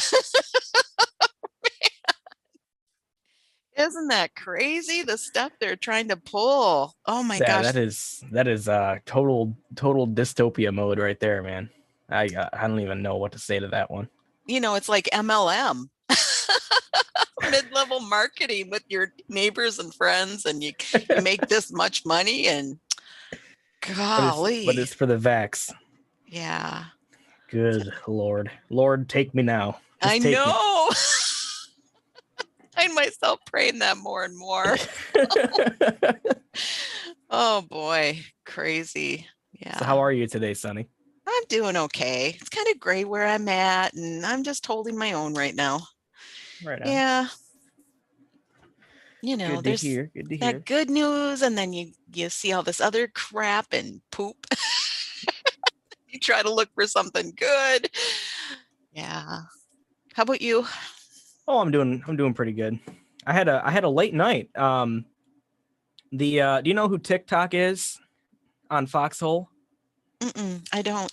Okay, well, he streams on Foxhole, and we stayed up all night on a video call. I was walking him through, like, making some effects for his stream, and so that was fun. Oh, cool. I bet you helped people that were listening too. Well, actually, he wasn't live. We were just okay. Yeah, we were just chatting in Discord. Oh, okay. But cool. No, yeah, that was fun. I cool. showed him how to use Blender and stuff. It's like a 3D rendering program. So yeah, that was my night, and here I am. Great for you for helping somebody. Yeah, I actually really enjoyed like walking him through how to use the software, because I can be quite the nerd. We love our pixels. Hey, how'd your show go with Brad? Was that? Oh, yeah, I think that was like a few weeks ago now, but we had a great time. Awesome. Yeah, he's a really cool guy, and it turns out that him and I have kind of the same taste in music, so it was cool. We had a big long conversation about music and, you know, bands that we like and stuff. But and then we just talked about the audit and other things that are going on. I had a really good time on his show. I love Brad. He's awesome. Oh, cool. I've been listening to him and Craig a little more. And so, yeah, I've been kind of getting to know him a little bit as far as, seeing him on air. Craig is also really cool. I really like Craig's like demeanor, like his just his general attitude all the time. He's like really chill, and you can tell that, like, when he's speaking, he's really got his gears turning. He's thinking about what he's about to say. He's a very intelligent person. Yeah, I've enjoyed him and Red Pill, their combination of their personalities. Oh, absolutely. I think they go together perfectly. Yeah, I agree. Cool. Saxon Crusaders out there saying that Brad is also a really good guitar player. I think he showed me some stuff from like an old band that he was in, and I heard some of his guitar playing, and he is pretty good, but I'd like to see him crank out a solo. I don't think I got to hear that. Oh. Yeah, I haven't heard him play on his channel. I was actually attempting to learn a certain song on acoustic guitar yesterday, and I couldn't do it. My hands are too small. I can't stretch to certain chords. Oh my gosh, that always hurt when I'm just too much of a to get your hands, like your fingers, hard enough to hit the strings. You know how much? Yeah, that's really tough on the guitar that I have too, my acoustic, because the strings are so far from the frets, so you got to really push them. Yeah, I know exactly what you're talking about. And then yeah, there's I never the other got issue past of that. when you're, and then there's the issue of when you accidentally mute a string that you're not trying to mute. Oh, That's another issue. I see Adel's here. Adel is here. How's it going, guys? Not bad. How are you? I'm doing good. Ready for another new guard here. Sunny days. How are you? I'm doing great. Thanks, guys. Let you get on with your show. Yep. You have a great one. You too. Bye. Thank you. All right, Adel. I forgot to open my Logitech capture, so just give me a sec. Yeah. Now, here we are. There he is. Here we are. We're back. We're back. Now, what's going on, Adel? Now I feel like we're doing a show. Not much, man. I'm living the dream. Yeah. Living the dream. I pissed off my live chat earlier today, so now I'm here to piss off Laura's live chat. Okay, now I need to hear this story now. How did you piss off live chat? I played Andrew Torba's video and took Andrew Torba's side on things as far as the whole President Trump gab and not really caring for what's going on with President Trump's new website and all that. Just questioning things that make people uncomfortable, I guess. Like I always do. Yeah, I wasn't even aware that Andrew Torba put a video out, because I haven't really been on Gab lately. Yeah, it's worth watching. I don't know if we want to, not the whole thing anyway, but it's definitely at least a few parts of it are worth watching if you want to have the discussion on it. People that are watching my show earlier are like, oh God, do something else. But I think it's an important discussion to have. But I'll let you kind of pilot where we go here, man. If you wanna go down that road or just stay away from it altogether, that's fine. If you've still got it, I'm curious. Okay. Yeah. But real quick, He Cute donated a diamond and said, no, dissent is forbidden. Yes. Yes. If you don't all hail God Emperor Trump on every turn, then you are persona non grata. No, it wasn't that bad. Most of my live chat, I think really got a lot out of the conversation. But there is a lot of people.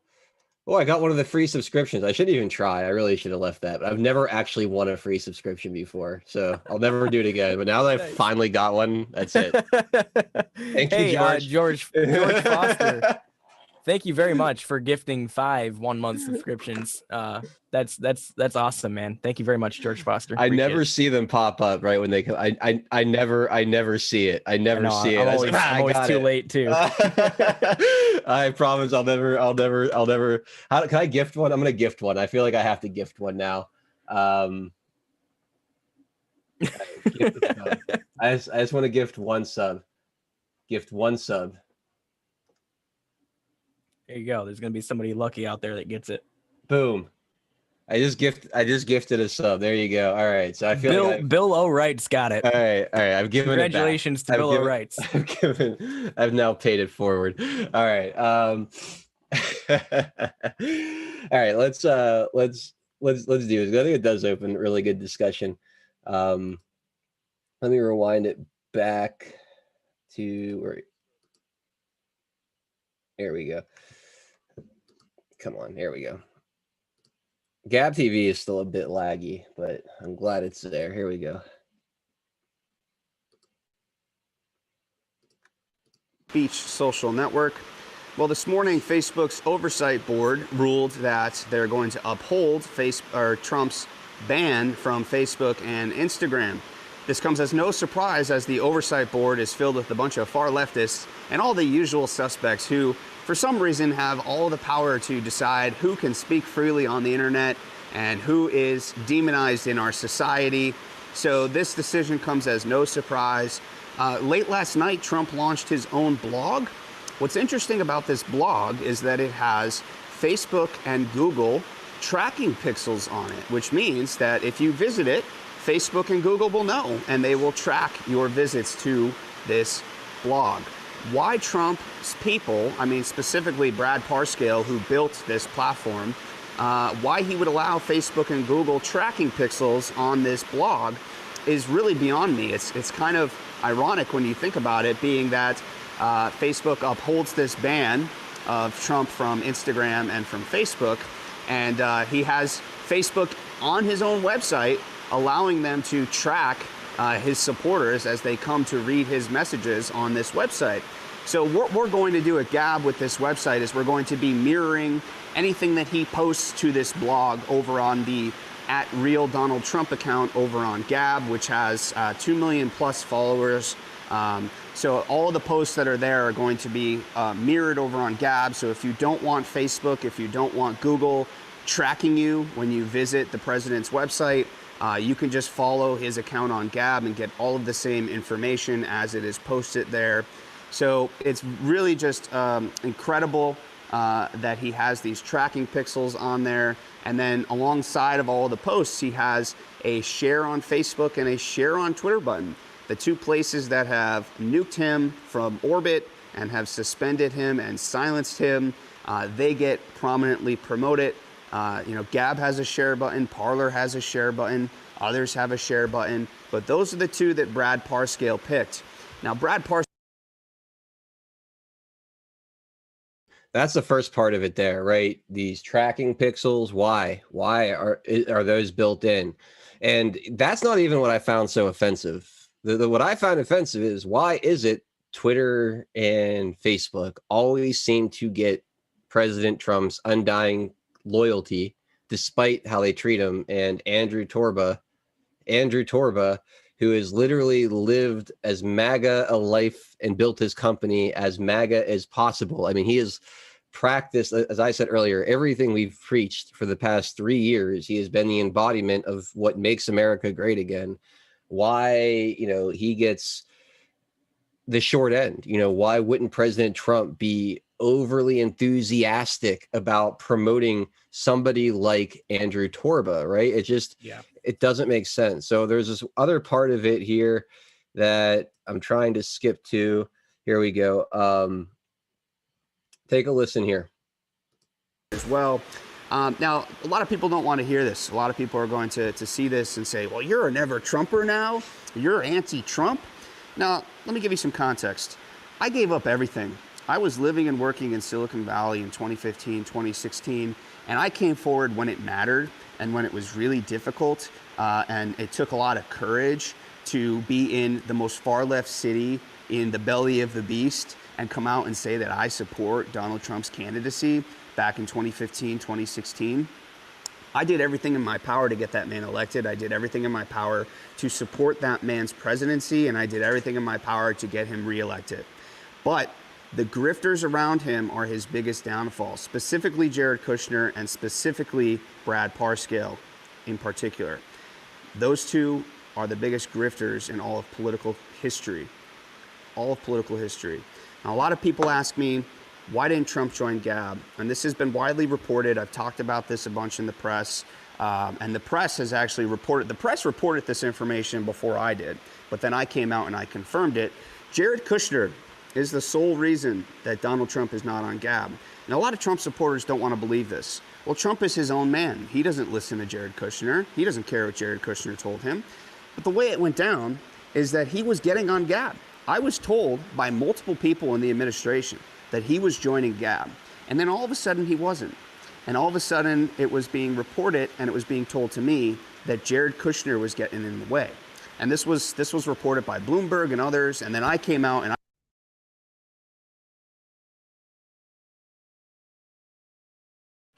Is it just buffering? Yeah, but you could leave it there. You could leave it there. He goes on to talk about how Kushner and Parscale, they wanted they wanted to is it gonna started play? talking to Jared's people. Here we go. Yeah, it's a bummer because it is interesting. It is interesting. But basically what he goes on to say is that Parscale and Kushner wanted all the user information, all the email addresses of the users that were on Gab. You know, that's what they were after, and Torba didn't want to comply with that. They wanted to figure out how they could use the user base, I guess. That's what he's saying. I have no reason to not believe Andrew Torba. Like I said earlier today, I think this guy has done more for the movement than almost anybody. I think he's lived exactly what we preach. He's, at every turn where he's met resistance and been shut down by the establishment, he has never cucked. He has never compromised on his values at any point in time.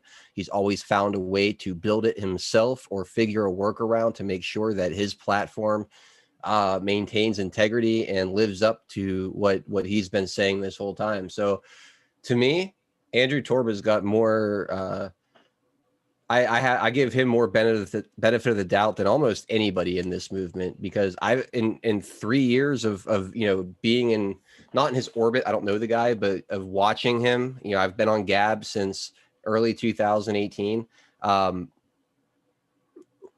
I've been on that platform and following Torba for 3 years. In 3 years, I've seen absolutely nothing that makes me question the man's character and his commitment to his values and his product in Gab.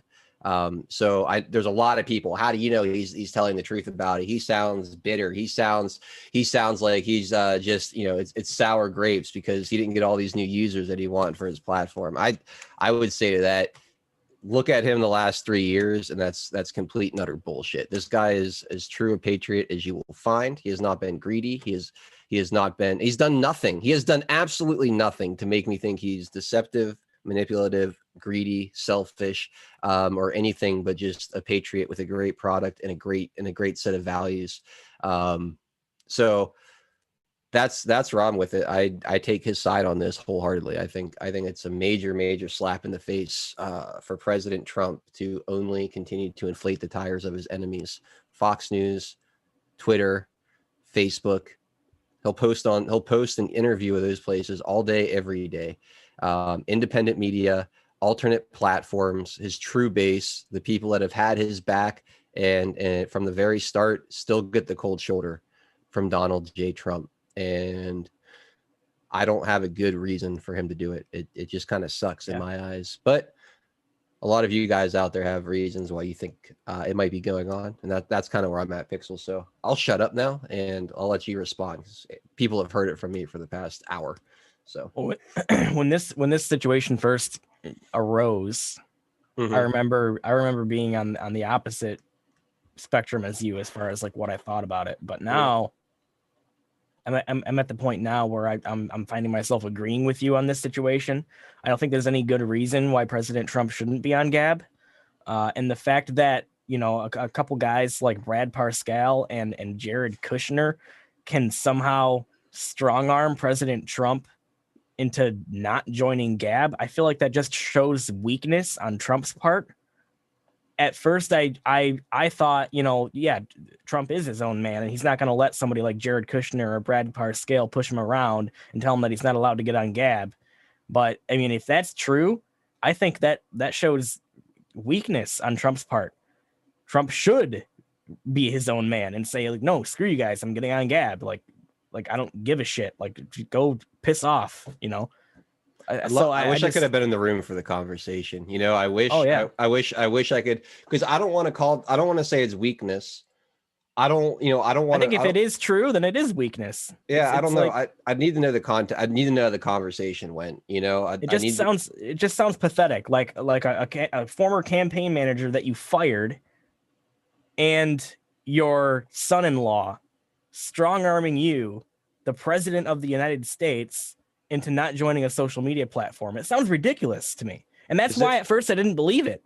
Is it strong-arming, or is it convincing, right? Did they convince them that it was honestly the best move, or did they like, they're two very different situations. Yeah, but how could they have convinced him it was the best move?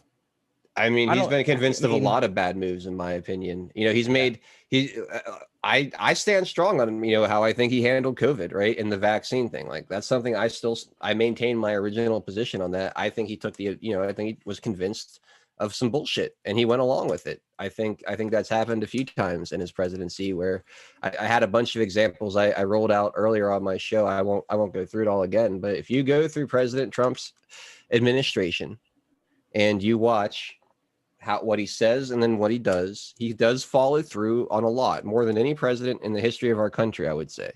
But there was a lot of issues that he puffed out his chest, like, he absolutely, like, this is where we stand, no compromise. And then when it came time to hold that position, he kind of backed off, and you got a softer version of it. It's happened. I mean, fine, I will do it. JFK documents. He sat there, looked us in the eye, and said he would never sign another omnibus spending bill. He signed like 4 more after that. You know, the COVID thing. It was all about therapeutics and hydroxychloroquine, and that was good. And then all of a sudden now, vaccines are not just great and amazing and safe, but they are the only way we'll ever get back to normal. You know, so I mean, I know I'm forgetting a couple other ones too. But this is a pattern that sometimes when President Trump says he's going to do this all the way one way, what he means is he's going to broach it, but he's not going to upset the apple cart to do it. He's not going to flip over the table. He's not going to burn the system down, even when it needs to be. He's not that guy. He's shown us that he's not that guy. He woke a lot of people up, and he's the best president, I think, maybe in the history of our country, but he's proven that he's not the guy that's going to take it back. I don't think. I haven't seen it. I haven't seen him follow through on the real actions that truly take it back. He woke us up, and he's giving us the wherewithal and the opportunity to take it back ourselves. But I don't see President Trump as the wrecking ball that I once did. I'll just leave it at that. And and I think that's unfortunate, because I really thought that he would be a wrecking ball. But that destruction that I wanted to see never came. Real quick, I want to address a comment. Someone said, and I think it was aimed at you, basically said, like, and yet you sit underneath that banner every day. Hell yeah. And here's the thing. 1 sec. I gotta find who this is. You don't have to call him out by name. That's not necessary. Well, okay, you know, I mean, you the one who out there who said that, you know who you are, but like, yeah, look, I mean, of course he does, because he supports President Trump. Just because he disagrees with him on a few points or a few moves that he made, doesn't mean that he doesn't support him. Doesn't mean that at all. It means that he supports the guy, but there's certain things that he's done or hasn't done that he wishes, I mean, were different. And that goes for all of us. Like, I mean, I'm sure there's something that you can think of that Trump did that you dislike. I mean, we can't worship the guy as if he's God. Can I take it from a different angle? Because we always go like, we can't worship the guy, right? Like, that's always the angle we take. If President Trump is really a man of the people, right? Pixels, you agree that he's a man of the people? I do. I think he's truly is a man of the people. All right. So you're shaking your head. Yes. Live chat. Do you guys agree with me that President Trump, ultimately, he loves the people? He loves the American people. Do you guys agree with that? I'm going to assume that most of you out there agree. I certainly agree with that. I think he's a great man. So if he loves the American people and he wants to work for the American people, don't you think he wants to hear what the American people really think? Or does he want a bunch of yes men? Because I don't think I'm doing President Trump any favors by ignoring the things that I don't think he's done right. I don't think that's helping him. Like I had a bunch of people say I'm not being helpful earlier. I'm not being helpful. I think I'm being extremely helpful by being heard, by willing to stand up and say, hey, I think maybe this could be done differently, or maybe there's a different way to go about this. It's not me thinking that I know more than President Trump, but it is me being willing to try to start the conversation with a bunch of his supporters. And maybe if enough of us see it that way, we can be heard by President Trump, and he might then change his stance on something, right? Because he's a man of the people and he cares about what we think. But if we just sit here and yes, we love everything, then we really don't have a voice, do we?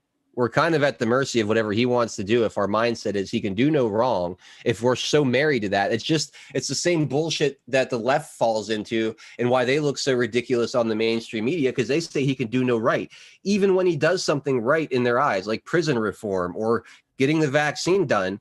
They still can't even give themselves the rope to just say he did something good, because they painted themselves into this corner where they have to be forever illogical, because to agree with him is evil. Now, if we get to the point where disagreeing with him is somehow the wrong thing to do, then we're no better. But even more importantly, President Trump will never hear from us. Whether the only voices he'll ever hear are the Kushners, the Meadows, the cabinet, the leaders in Congress. We have to voice our displeasure, and we have to do it loudly with the people we like and the people we don't like. Otherwise, we're just a bunch of yes men, and we end up becoming yes men, not for President Trump, but for the people around him who do have his ear. So again, there's a lot 100%. Of reasons why I do what I do. I totally agree with what you're saying, Adel. Totally. Which actually kind of sucks, because we could have had like a wonderful debate about it here on air. It's I'm glad I know. I mean, we don't need, it's good when we agree too. Like it don't always have to make a debate out of something. Like I was just joking. Yeah, I know that's why people show up, right? To hear me and Pixels go at it. Real quick, Wang Dang Doodle decided to donate 5 ice creams. So thank you very much, Wang Dang Doodle, and it's good to see you out there. Wang Dang Doodle, I think, is my favorite username of all time. And then PuppyCat01 also donated an ice cream. So thank you guys very much. Appreciate it. So Adel, I mean, is there any news going on out there today? I feel like it's kind of a slow day. There's a few things. So in New Hampshire, if we have any New Hampshire listeners, the Wyndham audit, the selectmen are starting to cave to the pressure of the Patriots and saying that if enough of the town wants them to change from the progressive left-leaning audit company to a more fair one, that he's willing to change. So there's a good example right there of how, what can I do? What can I do? What difference can I make? You're seeing what difference you can make in places like Wyndham, in places like Arizona. Force audits, get in the face of the people that make the decisions, make sure that you're heard. I mean, that public pressure mounts. These aren't, Homesteader made the great point. The people you're trying to influence, they're not the swamp creatures going to DC and hanging out there. These people get coffee the same place you get coffee. These people eat at the same restaurants. Their kids probably go to the same schools. These local politicians are not, separated by thousands of miles or different zip codes. They're right there among you. You have they are of your community. You have a lot of influence over these people. Be heard. That's so important. So there's that in Wyndham. In Maricopa County, the Board of Supervisors won't provide routers requested by auditors. So the county wants to look at the routers, see where data was going, where it was coming in from. It's interesting, though, Pixels. I didn't think that there would be routers in the election. Wasn't there no internet? I thought it was a conspiracy theory that the Dominion machines were connected to the internet. Yeah, but the Board of Supervisors doesn't want their routers to be examined. Why might that be? I don't know. Maybe they were sending some things over from China or receiving some things from China or other countries. Maybe. Maybe. What about I don't know. that server in Frankfurt? What was going on with that? Could that show up on the on those routers? The IP address for that server? Wouldn't that be something? Yeah. So so you got this constant, I'm not guilty, but just trust me, don't look at the evidence dance that they're doing in Arizona and really all over the country, right? They're just like desperately trying to run out the 2 years, the law of the 2 years. We have to hold on to these ballots. They want to destroy these things first chance they get, Pixels. So there is like delay, deny, and hope that you could set these things on fire and send the ashes through the paper shredder before anyone has a chance to take a real look at this. Yeah. I mean, one of the things that I've been noticing is like the liberals on social media are so cocky about this entire audit situation. Not a single one of them believes that they're actually going to find anything when they already have. Yeah, it's just amazing, like, to me, like the ways that the left is responding to this, right? A big chunk of them are trying to stop it, freaking the hell out, right? Yeah. A big chunk of them are playing it off like, oh, they're not going to find anything, and just being super cocky about it and calling the entire thing ridiculous. And then I'm sure there's probably a chunk of liberals out there that are like worried about this because they know that they're going to find a ridiculous amount of fraud in that county. Yeah. And they know what's coming, and they don't want to admit it, but they know it. And it's like they're shaking in their boots because they don't want the truth to come out, because then, delegitimizes their king Biden. There was a great analogy made. I don't remember who made it. It was after the election, after the election, but before inauguration. Somebody made this great analogy, right? And they kind of equated the election to a bank robbery. Like, it's the craziest thing in the world. You have the robbers, they come into the bank, they're not even wearing masks. In fact, like, they're wearing name tags. They go in there, like, they give business cards to each teller as they're walking out, like, with, where to reach them later. They wave at the camera as they're carrying the money out, and then they drive away, right? So you have like all this evidence. Like, it's not even like there's witnesses, there's video, there's literally video of them pulling ballots out underneath the damn table, right? Like, it's just so absurd. And then, like, for the longest time, the mind, if you carry that analogy forward, what the left and the establishment and the media were saying was basically, yeah, okay, you might have this evidence, but they got to their car, man. They're driving home. There's nothing you could do about it now. Like, they get to keep it. They made it out of the bank, right? And then he got inaugurated. So I'm going to carry the analogy forward. They got the money home. They might have even like laundered a little bit of it in the bank accounts, or they're spending some of it, but they got the money home. And they think like, okay, we got home. Like, there's nothing. The cops can't prosecute us now. We got home with the money. It doesn't matter if they know we stole it. Like, we're home. Like, that's kind of the mindset they're in. It's like, oh, you can't touch us. It's not going to work out for them. Like, they left a paper trail, a video trail, and all other kinds of trails, like 2 miles long from the crime scene. It's not gonna work out. But we'll see, man. It's just amazing. It's just amazing to me that so many of them are so cocky about the entire situation. Yeah. Like, there's like this, like, it's kind of sad because they're just completely. It's either they're doing mental gymnastics to get to that point, or they're completely unaware of how fraudulent the entire thing was, and they're in for a rude awakening when the results do come out. Yeah, it's gonna. Yeah, for sure. They're definitely in for a rude awakening. For me, Pixels, is the big question now isn't will the fraud be uncovered? I think that's obvious. Like, it's definitely going to be uncovered and exposed, and it's going to be fun to watch. But the big question isn't will it be uncovered? It's what is going to be done as a result of it, right? I think that's the big, because we're going into such uncharted territory here with, and my stance on that. Everybody does. Yeah, I want the same things as you, right? Mm-hmm. Like, I want President Trump back in there too, and I think that's a possibility. I don't know if that's going to happen or not. I think where you and I disagree on that is you think it's necessary for. I don't think I don't think it's necessary for the survival of the country. I think that we would do fine either way. As much as I'd love to see Trump get in there, you seem to think it's more paramount to the survival of the country. You seem, and I don't want to put words in your mouth, but you don't seem to think that we could survive till the midterms with Joe Biden. Like you want resolution sooner. Yeah, well, keep in mind, it's not just until the midterms that we'll have Joe Biden. If this doesn't do what I want it to do, it's going to be until 2024. And I don't, and frankly, I don't think our country can stand 4 years of this. He's only going to have any real influence over what happens if they. Well, I'm not worried about his influence. I'm worried about the influence of the people controlling him.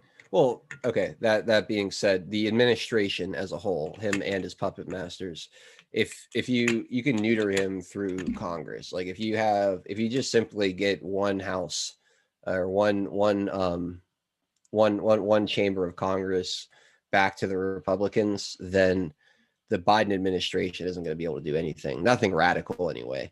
And I think that we could survive until we got to 2024 and easily elect President Trump, assuming the election laws are fixed. Everything I say is based on election laws being fixed as a result of the audit, right? Because we always premising this on the audit exposing the fraud, and then election laws being changed going forward because of it. That's what I'm premising all this on. So that's kind of where I'm at. But I agree, the fraudulent election should not stand. I just don't know the mechanism in which it's fixed. Whether it's military, Supreme Court, we the people. I have no idea. It's such uncharted territory that sure. I just kind of my opinion, honestly, Adel, is that and I'm not basing this off of anything other than what I see as my own common sense. I think the military is waiting for enough counties to do audits to prove that the election was indeed stolen from several states, right? They're waiting for that electoral college count based on those audits to tip over to Trump. And then at that point, I would expect them to take action. That's in my mind, I would expect them to. That is what should be done. If the election is proven fraudulent and there's no other system in the government that's willing to or able to change that, then I would expect the military to step in at that point. I mean, there's a system in place. There's a system in. Well, I'm not saying that I'm expecting it to happen as if I think it's going to happen. Okay. I'm expecting them because that's the right thing to do. That's what they should be doing. I see what you're saying. It's their duty. Right. Okay, I see what you're saying. I misunderstood how you're phrasing that. Yeah. Right. So there is a system in place. The military can like, if the entire system proves itself to not be able to dole out the justice, right? There is a system in place where they take over and they now are the ones like getting that job done. So, and I think that a stolen election where the voice of the people is completely ignored, I think it's their duty under the Constitution to do something about it. Completely agree. I completely agree with you. Now, is that going to happen? I hope. Well, yeah, I don't know. I can't tell you if that's going to happen. I can't tell you the future. We've been let down so hard by the system at every turn. I just don't see. I always say I don't see any way that it's any part of the system that fixes itself. Well, I see the system in Washington, D.C. and the system in the military as two separate things. It's almost like two separate factions. If the government, I'll put it this way, if the government in Washington, D.C. goes too far, and I think stealing an election outright is going way too far, then it's the military's duty to step in and restore some kind of constitutionality. Let's say I'm just curious where people stand on this part of it, right? So let's say either path saves the country, right? Whether it's just fixing the voting laws, 2020 is what it is. It's recognized as fraudulent, but there's nowhere in the system do they fix it. The people band together based on this knowledge. They fix the voting laws. They go and over the course of 2 or 3 elections, just sweep, almost destroy the Democrat Party, really return power to the people, right? Or you have the other way, like you just mentioned, the military comes in, undoes the 2020 election based on what we saw, and gives power back to President Trump. He undoes all the bad policy. The elections get fixed still based on the results, right? And go after a few elections, same result. Same result. Which story would you guys rather tell your kids? Would you rather tell your kids that there was an audit, the military came in and fixed it, or there was an audit, there was no one to come save us or really fix it, so we the people banded together and took it, we changed the laws and we took the country back ourselves from the bottom up? Like what's more inspiring? I'm just curious. Like I'm saying, you end in the same place pretty much, but how you get there? Like, to me, it's so much more. It's so much better if there is no like savior figure. It's just the people, all of us together. Like that to me. Sure, but okay, I see what you're saying, but I'm not focused on how it feels. I'm focused on the actual outcome that we get to. Well, that's what I'm saying. I was saying all things ending the same. How you get there. I'm not talking about the journey, the destination. I don't care how we get there. I'm just saying that we got to get there. What do you think? How we get there? Well, what do you think would be the longer lasting? Like, what do you think would be longer lasting? A fix from the top. I think that depends. A fix from the people up. I can't answer that question without knowing what President Trump would do with a second term. See, I think that you take President Trump out of the equation for a second here, right? And that's the power. That's the power of number two. Is it doesn't matter. The person at the top doesn't matter. All that matters is we, the people, mobilizing and taking it back for ourselves. That doesn't, like, you don't have to rely on what's this person or that person going to do. The point is that the people now have control over who gets sent to Washington, no longer the establishment. Like, that's the story. Right? Okay, that's all good and fine, but still, I can't tell you what would happen without knowing what, because if we're assuming that the election is going to get fixed, right? Just for assuming the sake of this conversation, the laws are going to get fixed. Oh, okay. I thought you meant the other way. Well, I'm saying there's two different scenarios. I was kind of like, the thought experiment was like one where you go back and fix 2020, two where you don't, but either way, the election laws get fixed and the people take back the country through voting over a few elections. So there was kind of I think the second one presents a huge setback, and that is the Biden administration and Congress, which I don't trust. I don't trust Congress. I don't trust Congress to block Biden from doing anything. I think that after 4 years of Biden, he's going to reverse most of what Trump did in his first 4 years. I think we're going to be at a junction where we're in a major setback, and we'll be right back where we were back in 2015, and that's pointless. We'll have to have like 2 or 3 more Trumps to get to where we wanted to with Trump's first term. I disagree with that. The people are already so much hungrier and so much more awake than they were in 2015. I mean, 2015 compared to now, it's not even close as far as the amount of people who are actively, like, politically getting like at least involved in the conversation on some level. I think it's night and day.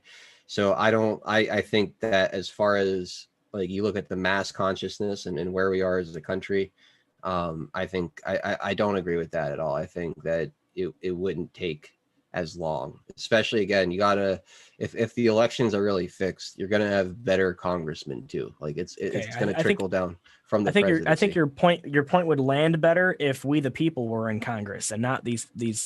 Well, that would be a direct result of clean elections. Would be, yeah, but you have to think about how long that's going to take, though, Adel, to replace all the bureaucrats and the rhinos and the Democrats. I mean, it's not going to happen. It's not going to happen in 2022. Not in one go. It's going to take a couple more cycles to wash them all out, and then at that point, who knows what the hell the Biden administration would have done and whatever administration. No. Here's an excellent example of why I think it doesn't necessarily matter if you wash them all out at once. Go back. Let's look at Liz Cheney. A few months ago, Liz Cheney, the Republicans were forced to try to vote her out of leadership. Do you remember that? Kevin McCarthy Kevin McCarthy made it a private vote, so they could keep her in there without ousting any particular person. They now have to vote on that again because the people just aren't having it. They're not letting it go. Like that doesn't happen unless the people are being heard and are being very much considered. So a lot of these rhinos depend on Dominion voting. I think McConnell's a direct product of bullshit primaries and fake elections. I think a lot of the Republican leadership is a product of that, man. You take away that safety blanket, they're going to be a lot more receptive to what their people are actually saying. I think you make it. I mean, I agree that 4 years of Biden would be hard to stomach, but he's not. What has he done? What he's done some things that are really shitty, and he's done some things that hurt the economy. He's done some things that I think socially are irresponsible with like women's sports and things like that. The whole trans thing. He's done a lot of shitty things that definitely have hurt this country. I'm not going to argue that at all. But all of the big nail in the coffin items, HR1, what was the other thing? There's a few. HR1, DC statehood, Puerto Rican statehood, packing the Supreme Court. All of these have been met with resistance, even from within his own party. These are all the things that make it a point of no return. So that's why I'm not so worried. Is those big things, they're not ready to do that yet. They're not. Okay. We're going to be able to change laws faster than they can put the nail in the coffin. So you're confident that won't change in 4 years, though? We're 100. We're 100 days in. Think about it. 2 years. 2 years. 2 years. I don't believe they hold on to their Senate and the House. I don't think they hold on to both in 2 years. And as soon as they lose one, that's it. Biden's a lame duck. There's nothing he can do. There's nothing the Democrats can do. Okay. I mean, I feel like we're beating a dead horse at this point, but there is a comment out there that I wanted to run by you because I thought it was a good thought. They said, and I don't know who this was, but whoever said this, it was a really good point. They're saying that they need, if these audits turn out to prove that several states were stolen, then those state legislators would have to move to decertify the election. Now, is there even a process for decertifying an election? Has that ever been done before? What would it look like, etc.? Let's discuss that. Do you know any process? Is that even heard of, decertifying an election? That's what I said earlier. No one knows. Like that's the big question. No one knows what's going to happen because we've never been here as a country, like to where we've certified something, inaugurated somebody, and then gone back and looked at it and said, oh shit, like we elected the wrong guy. Like I don't think this has ever happened. So constitutionally and legally, I think we're in completely uncharted waters. So that's why I feel that the military needs to step in for this to happen, because that's such an extreme situation. The thought of decertifying an election, there's going to be so many lawsuits and crooked judges and all kinds of things going on to try and stop that from happening. I think the only thing that can reverse the 2020 election result is the military seeing that, yeah, these states were stolen. We have to go in and do something about this. Because I think that's the only thing that can possibly change the outcome of the 2020 election. I don't think there will be a decertifying because we've never seen it. There's going to be so much opposition to it. We've got a lot of crooked judges out there, and I just don't see how that would ever work. Yeah, I just want everyone to know I completely agree with Pixels that I think the military should do something. I agree with him that it's a possibility. I hope that it happens. Someone said black pills today. I'm giving you the ultimate, like, I don't know what the opposite of a black pill is. I'm telling my whole stance is that reversing 2020 isn't necessary to take back this country. That's not saying that it can't be done or we shouldn't try to or that we should give up on it. That's not my stance at all. Someone else said old 412 would kick new 412's ass, as if like I've gone soft. You're all misunderstanding me completely. What I'm saying is that President Trump isn't the only key that unlocks the safe to getting your country back. What I'm saying is the 2020 election, while I agree it was stolen and should be reversed and can be reversed, and we should fight for it to be reversed. What I'm saying is that if it's not a time to throw your hands in the air and give up like all is lost, because I'm looking at this and I see a lot of different paths forward to victory with or without the 2020 election being reversed. It's no black pill here. I'm giving you guys more hope. I'm offering more paths to victory. I'm telling you that your power collectively is greater than any one person on any position anywhere in this country. So I don't know how that's a black pill. I think that's the exact opposite of a black pill. I don't think I could be more optimistic right now. So I don't know, man. I think all he's saying is that we should not be expecting the 2020 election to be reversed, because if we rely on it, then we'll just sit back and do nothing and wait for it to happen, and then it could never happen. He's saying that there's steps that we can take as a people to at least try and make the election process more fair. And I think that that's a perfectly fine point to make. On my side of things, I don't think it's feasible to just do that. I think we need something more, which is why I think that we require the military to come in and right the wrong that was the 2020 election. Real quick, someone out there said, and I think it was it Dangleberry who was asking me this? No, I think it was He Cute. They're asking, do you have any confidence that the military would actually do that? Well, let me put it this way. I have confidence that Q was coming from the military and President Trump, his administration. So if you consider, I mean, if you have confidence that Q was in some part coming from the military, then you would have to have confidence that they would make a move like that. Yeah. I'm not telling you to take the loss, Dangleberry. I'm not telling you to do anything. I'm just saying that if that does show up on the scoreboard as an L, that's just one battle in a giant war. And he's saying that, you know, if that L is on the scoreboard and it's not going anywhere, then we have to fight and make sure that next time around that L doesn't get wrongly placed there on that scoreboard. That's all he's saying. He's saying that we have to do more as a people to make our election process more free and fair and secure. And I'm not telling you to take the L. Like I'm pushing for audits. I'm pushing for truth exposure.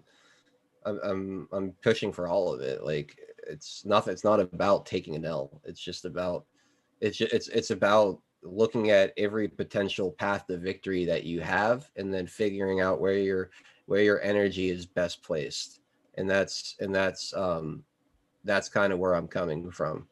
You know, like I can't affect what the military does. You know, I can get up here and try to expose the fraud and motivate people to be loud and proud and pressure local officials to do what they're supposed to do, you know, and that's what I could do. There's no one in the military that's going to make this decision for us to campaign to, none whatsoever. So if the military is going to fix it, awesome. I have no effect over that though. That's one more comment that I would like to make is if the military is going to come in and change it, they have to make sure that people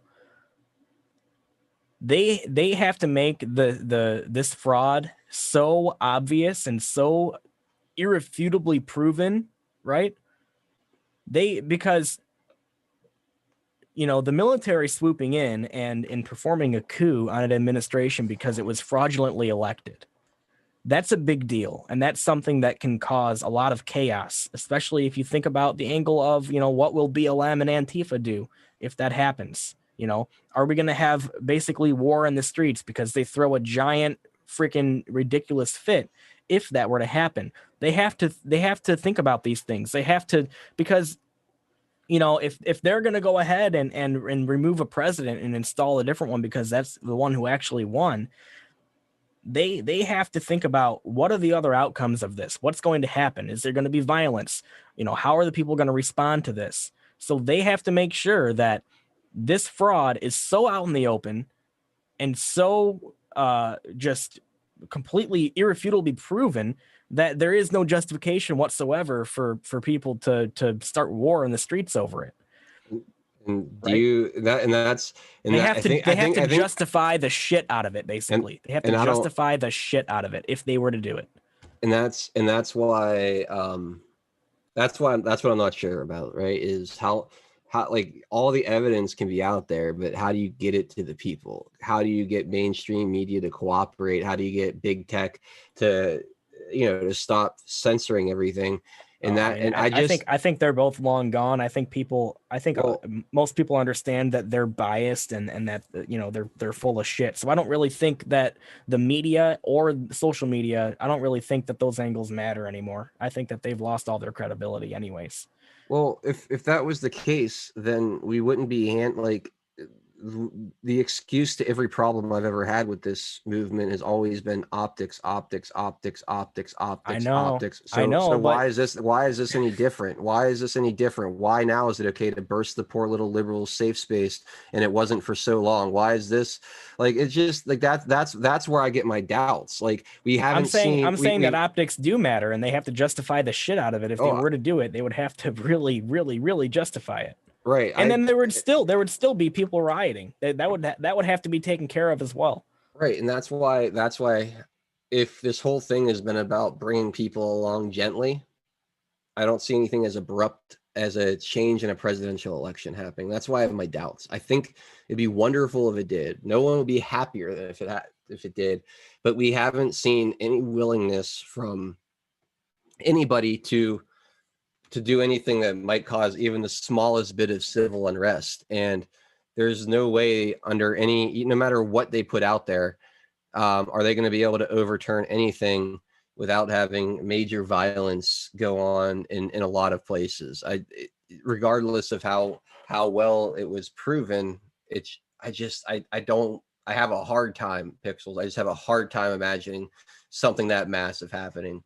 Something that like Hollywood movie level actually going on. It's very hard to visualize. It's very hard to me. And I'm not telling you that I think that it's going to happen. I don't know whether or not it's going to happen. All I'm saying is that I believe it's the duty of the military. If right, and it's a big if here. If the audits that are happening come back and prove to us beyond a shadow of a doubt that those states where those audits are happening were indeed stolen, and it tips the Electoral College back to Trump, it is the military's duty, in my eyes, at that point, it becomes the military's duty to step in and do something about it. If the Supreme Court or the state legislators or anybody else in our government system is not willing or able to do it, it becomes the duty of the military. And that's my belief. Do I think that's going to happen? That's a completely separate conversation. Yeah. And I just have serious doubts. I remain hopeful, but I have serious doubts that we'll see anything jarring. Just look at I've been waiting for like 6 years to see something jarring at this point. And that's why, right? Like we all got ourselves hyped for like mass arrests. There's going to be like this. But because there should be, because if we're being realistic with the crimes that have been committed, that's what should be going on. I agree. Again, there's no disagreement, but what should happen and what actually ends up happening, usually there's some distance between the two. And I don't expect that to be any different here. What should happen is President Trump is placed into office right away. What I think probably will happen is Republicans will ease the situation into place the way we've eased everything else. You'll have election laws changed, and that will, look at the pushback on what happened in Georgia. Just when they didn't even change anything. All they did was codify the cheating that was going on. That's all they really did in Georgia. They didn't, that law didn't do us a whole lot of favors. It just put actual official standards around the cheating that the Democrats were doing. Just that alone caused the MLB to move their All-Star game, major demonstrations, half of corporate America speaking out about it. And this was nothing. Could you only imagine overthrowing an election? I just don't see it happening. But you broke the ice in Georgia, you continue fixing it, and then over the course of 6 years with real elections, you look up and you're back in America again. That's just no one's going to be shocked. No one's going to have that like freak out meltdown moment, but we'll get our country back, and it'll be us that did it. It's just going to be quiet. I think it's Don't just you going to be. Don't you think we need some kind of a shock though for people? Fuck yeah. For some people in this country to wake up. I think that's want what to shake the shit out of this country, man. I want to fucking grab it by the. Oh, dude. But I think some people are so firmly asleep that that is the only type of event that would shake them the hell awake, is something that crazy happening. Because then they would be forced to stop watching their stupid sitcoms on Netflix, and then they'd be like, holy shit, what's going on over here? Let's pay attention. And we all know that paying attention is the first step towards taking a freaking red pill. That was my first step towards taking a red pill. I got interested in politics. A month later, boom, I was starting my red pill journey. That's how it happens. Yeah, dude, fuck you just yeah. have to get people out of that sleeping freaking, I don't have time to read articles. Hell yeah, dude. I just want to watch Bob's Burgers. I'm so 100% with you that I think this country needs a slap on the ass in a big way. Like, come on, let's go, wake up. Like I think this country needs it horribly, but nobody seems to want to give it that. Everyone's worried about optics. Everyone's worried about not hurting Fifi. So I think I'm at the point where I firmly say fuck optics, and sorry for my French. Yeah, I've been at that point for a long time, and that, but that doesn't that's my feeling. And what I've learned to do over the past year or so is separate how I feel about it, and then from my expectations as to what's going to happen. How I feel about this is completely different than my expectations about how it's going to happen. Because once you watch it for a while, what you realize is the big shocking thing that you really want, it never comes. It never ever comes, and I don't expect it to here either. I hope it does. I just don't expect it to. I don't trust the military. I don't trust the Supreme Court. I don't trust the intelligence community, the FBI, the DOJ. I don't trust any part of the executive branch. I don't trust really any part of the federal government as far as the legislative branch goes. There's a few good ones in there, but that's it. I just don't trust any of it.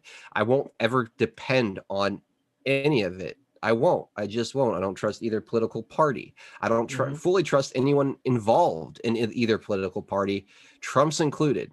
I like President Trump. I support President Trump, but I don't fully 100% trust him. I think if you do, you're kind of a fool, to be completely honest, if you just 100% blindly trust the guy. What I do trust is the American people. Us as a people, I think the heart and soul of this country is still there. I think the desire to have individual liberty and to be self-governed and to have free and open markets, to have the ability to prosper and create your own destiny. I think that's alive and well in this country in a big way. So I'm going to put my trust in that. I'm going to put my trust in the American people standing up and controlling what they can control, and trust them taking this country back themselves from the bottom up. Any help we get from the system or from the top along the way is awesome and greatly appreciated. To any of our friends out there that might be listening, please don't take this as we don't want you to help at all. If you're out there and you're willing, help us out. But I'm not depending on any of you. It's about we the people, and it's always going to be we the people that fixes this. Yeah. So that's my entire point with all of that. Everything that I said is based on my trust that the heart and soul of the people of this country still lies with freedom and liberty. Yep. And I think that will ultimately persevere, because I think it's true, and I think it's true in huge numbers. I think well over 65 to 70% of the country would listen to what I just said and say, hell yeah, I'm 100% behind you. And I think that's going to show itself one way or another before it's all said and done. And that's kind of my final thoughts on the evening. Right on. Yeah, and I think I'll just go ahead and summarize my final thoughts here. I agree with Adel, and I also agree with myself. And here's how. Okay. There's no reason why we as a people can't work together to try and ensure more honest future elections, right? Mm-hmm. Even with, you know, all of you guys out there on Foxhole and D Live, I'm sure you're familiar with Crypto Beetles. He's been talking about his Operation Sunlight that he's been organizing, and I would highly recommend looking into that, because it's a big part of how our elected officials get into position, and he is offering a really amazing idea for how we can get patriots behind those decisions as to who is running for office. Okay, so look into that. But there's no reason we shouldn't be able to do things like that to try and ensure more honest future elections, while also at the same time hoping there's that shocking moment coming. I think we can do both of those things at the same time. Don't expect it to come, because I don't know that it will, but we can hope that that's coming while we're working towards changing things for the better, election wise. So that's really the summary of what I'm thinking now. Real quick, I just want to do like a really fast news blitz, because there has been some stuff out there that I would like to highlight. So just real fast before we end the show here. Here we go. All right, so from the Populist Press, implant found in voting machines. So I would check this out. It's a video from Steve Bannon's War Room. And I'm just going to go ahead and copy that. I'm going to copy the links to the live chat for you guys today, so that you guys have it and you can check it out. Next one. Feds began secretly framing Giuliani the day he became Trump's lawyer. Does not surprise me at all. So this is back in the days when the whole Russia story was being cooked up. So that's interesting. But obviously not surprising at all. And then here we are. Most vaccinated country on earth closes schools and sports as COVID cases surge. 35% of new cases are fully vaccinated residents. So it's in this, it's in Seychelles, I think is how you say it. It's this island to the east of mainland Africa. But yeah, I mean, it kind of seems to me, based off just this headline alone, doesn't it kind of seem maybe that the vaccine could cause COVID at this point? We're seeing a lot of people who got the vaccine come down with COVID who were otherwise healthy before. So I just find that concerning, and the whole vaccine thing, it just pisses me off. I think that's the biggest thing that Trump did that makes me angry and that I do not agree with is his pushing of the vaccines. I don't see any reason for it. And he actually campaigned slightly as an anti-vaxxer back in 2015. He was like kowtowing to that crowd. And so I feel like it's a betrayal by President Trump to continue pushing these vaccines when he knows that they're experimental. He knows that they didn't do very many human trials. The human trials are being done right now on general people all over the place. And I just don't understand why he has to push the vaccines, man. It pisses me off. And I don't care. It's like, you know what? He's a hypochondriac. He's afraid of germs. Fine. Let President Trump be afraid of germs, but don't try and like spread that to the rest of the country, because we don't need that ridiculous mindset anywhere else. I feel like I just bashed Trump more in 2 minutes than I have in my entire life. So there you go, guys. I still support him. Don't kill me. I still support him. I love President Trump. I just think that there's a few things that we could do without. And one of those things is definitely the vaccine situation. He just needs to honestly shut up about the vaccines. Just shut up. Stop pushing them. This is Rich from the Gateway Pundit. Psaki says Biden administration wants more social media censorship while also claiming they value the First Amendment. So, I mean, obviously, that's just the type of people we're dealing with here. Total hypocrites. Total and complete psychopathic hypocrites. So, yeah, that's pretty much it for the news blitz. There wasn't a lot going on out there today. Not a lot at all. So it was a slow day, and I welcome that because it gives Adel and I more chance to just discuss things. But anyways, that's it for the news blitz. Adel, what time are you on next? Tomorrow, 4 p.m. Eastern time with Dilly and Frank for Taking It Back. That's always a lot of fun. And then Friday, we'll wrap up the week with a normal power hour. That's basically it. Saturday morning, I'm not sure if I'm doing a Saturday morning call-in thing or not. We have some family stuff planned on Saturday, so I might take the morning to myself, but definitely tomorrow and Friday for sure at 4 p.m. Eastern time. Right on. I don't know when the next time I'm going to do a gaming stream is. We had a situation. So you know how I got the 4G, the unlimited 4G connection, and then I can actually stream now? Yeah. Well, on my stepdad's computer, he had this like backup software, and it didn't run on the old network, but as soon as we went on the 4G, it started running. We used up over 1 terabyte of data in 2 days. Fantastic. And they contacted us like, what the hell? And so they're probably going to throttle our connection now until like the end of the pay cycle. So I don't know if I'll be able to do a game stream for a little while. So, still look for me on Foxhole. I might show up on there randomly, but if they throttle our connection because we're using 1 terabyte of data for backup software, you won't see me for a while, but you'll still see me here every Wednesday at 6 p.m. Eastern Standard Time with my buddy Adel, and we'll have wonderful debates and go through news and other things and talk with the chat like we have today. So, guys, thank you very, very much for hanging out with us. You guys have been just incredible with the donations today. Wang Dane Doodle, George Foster 500, and Puppy Cat 01. You guys are killing it out there. Thank you very, very much for all the lemons and the ice creams and the diamonds and the gifting of the subscriptions. That helps us a ton, and we just super appreciate it. So thank you guys very much.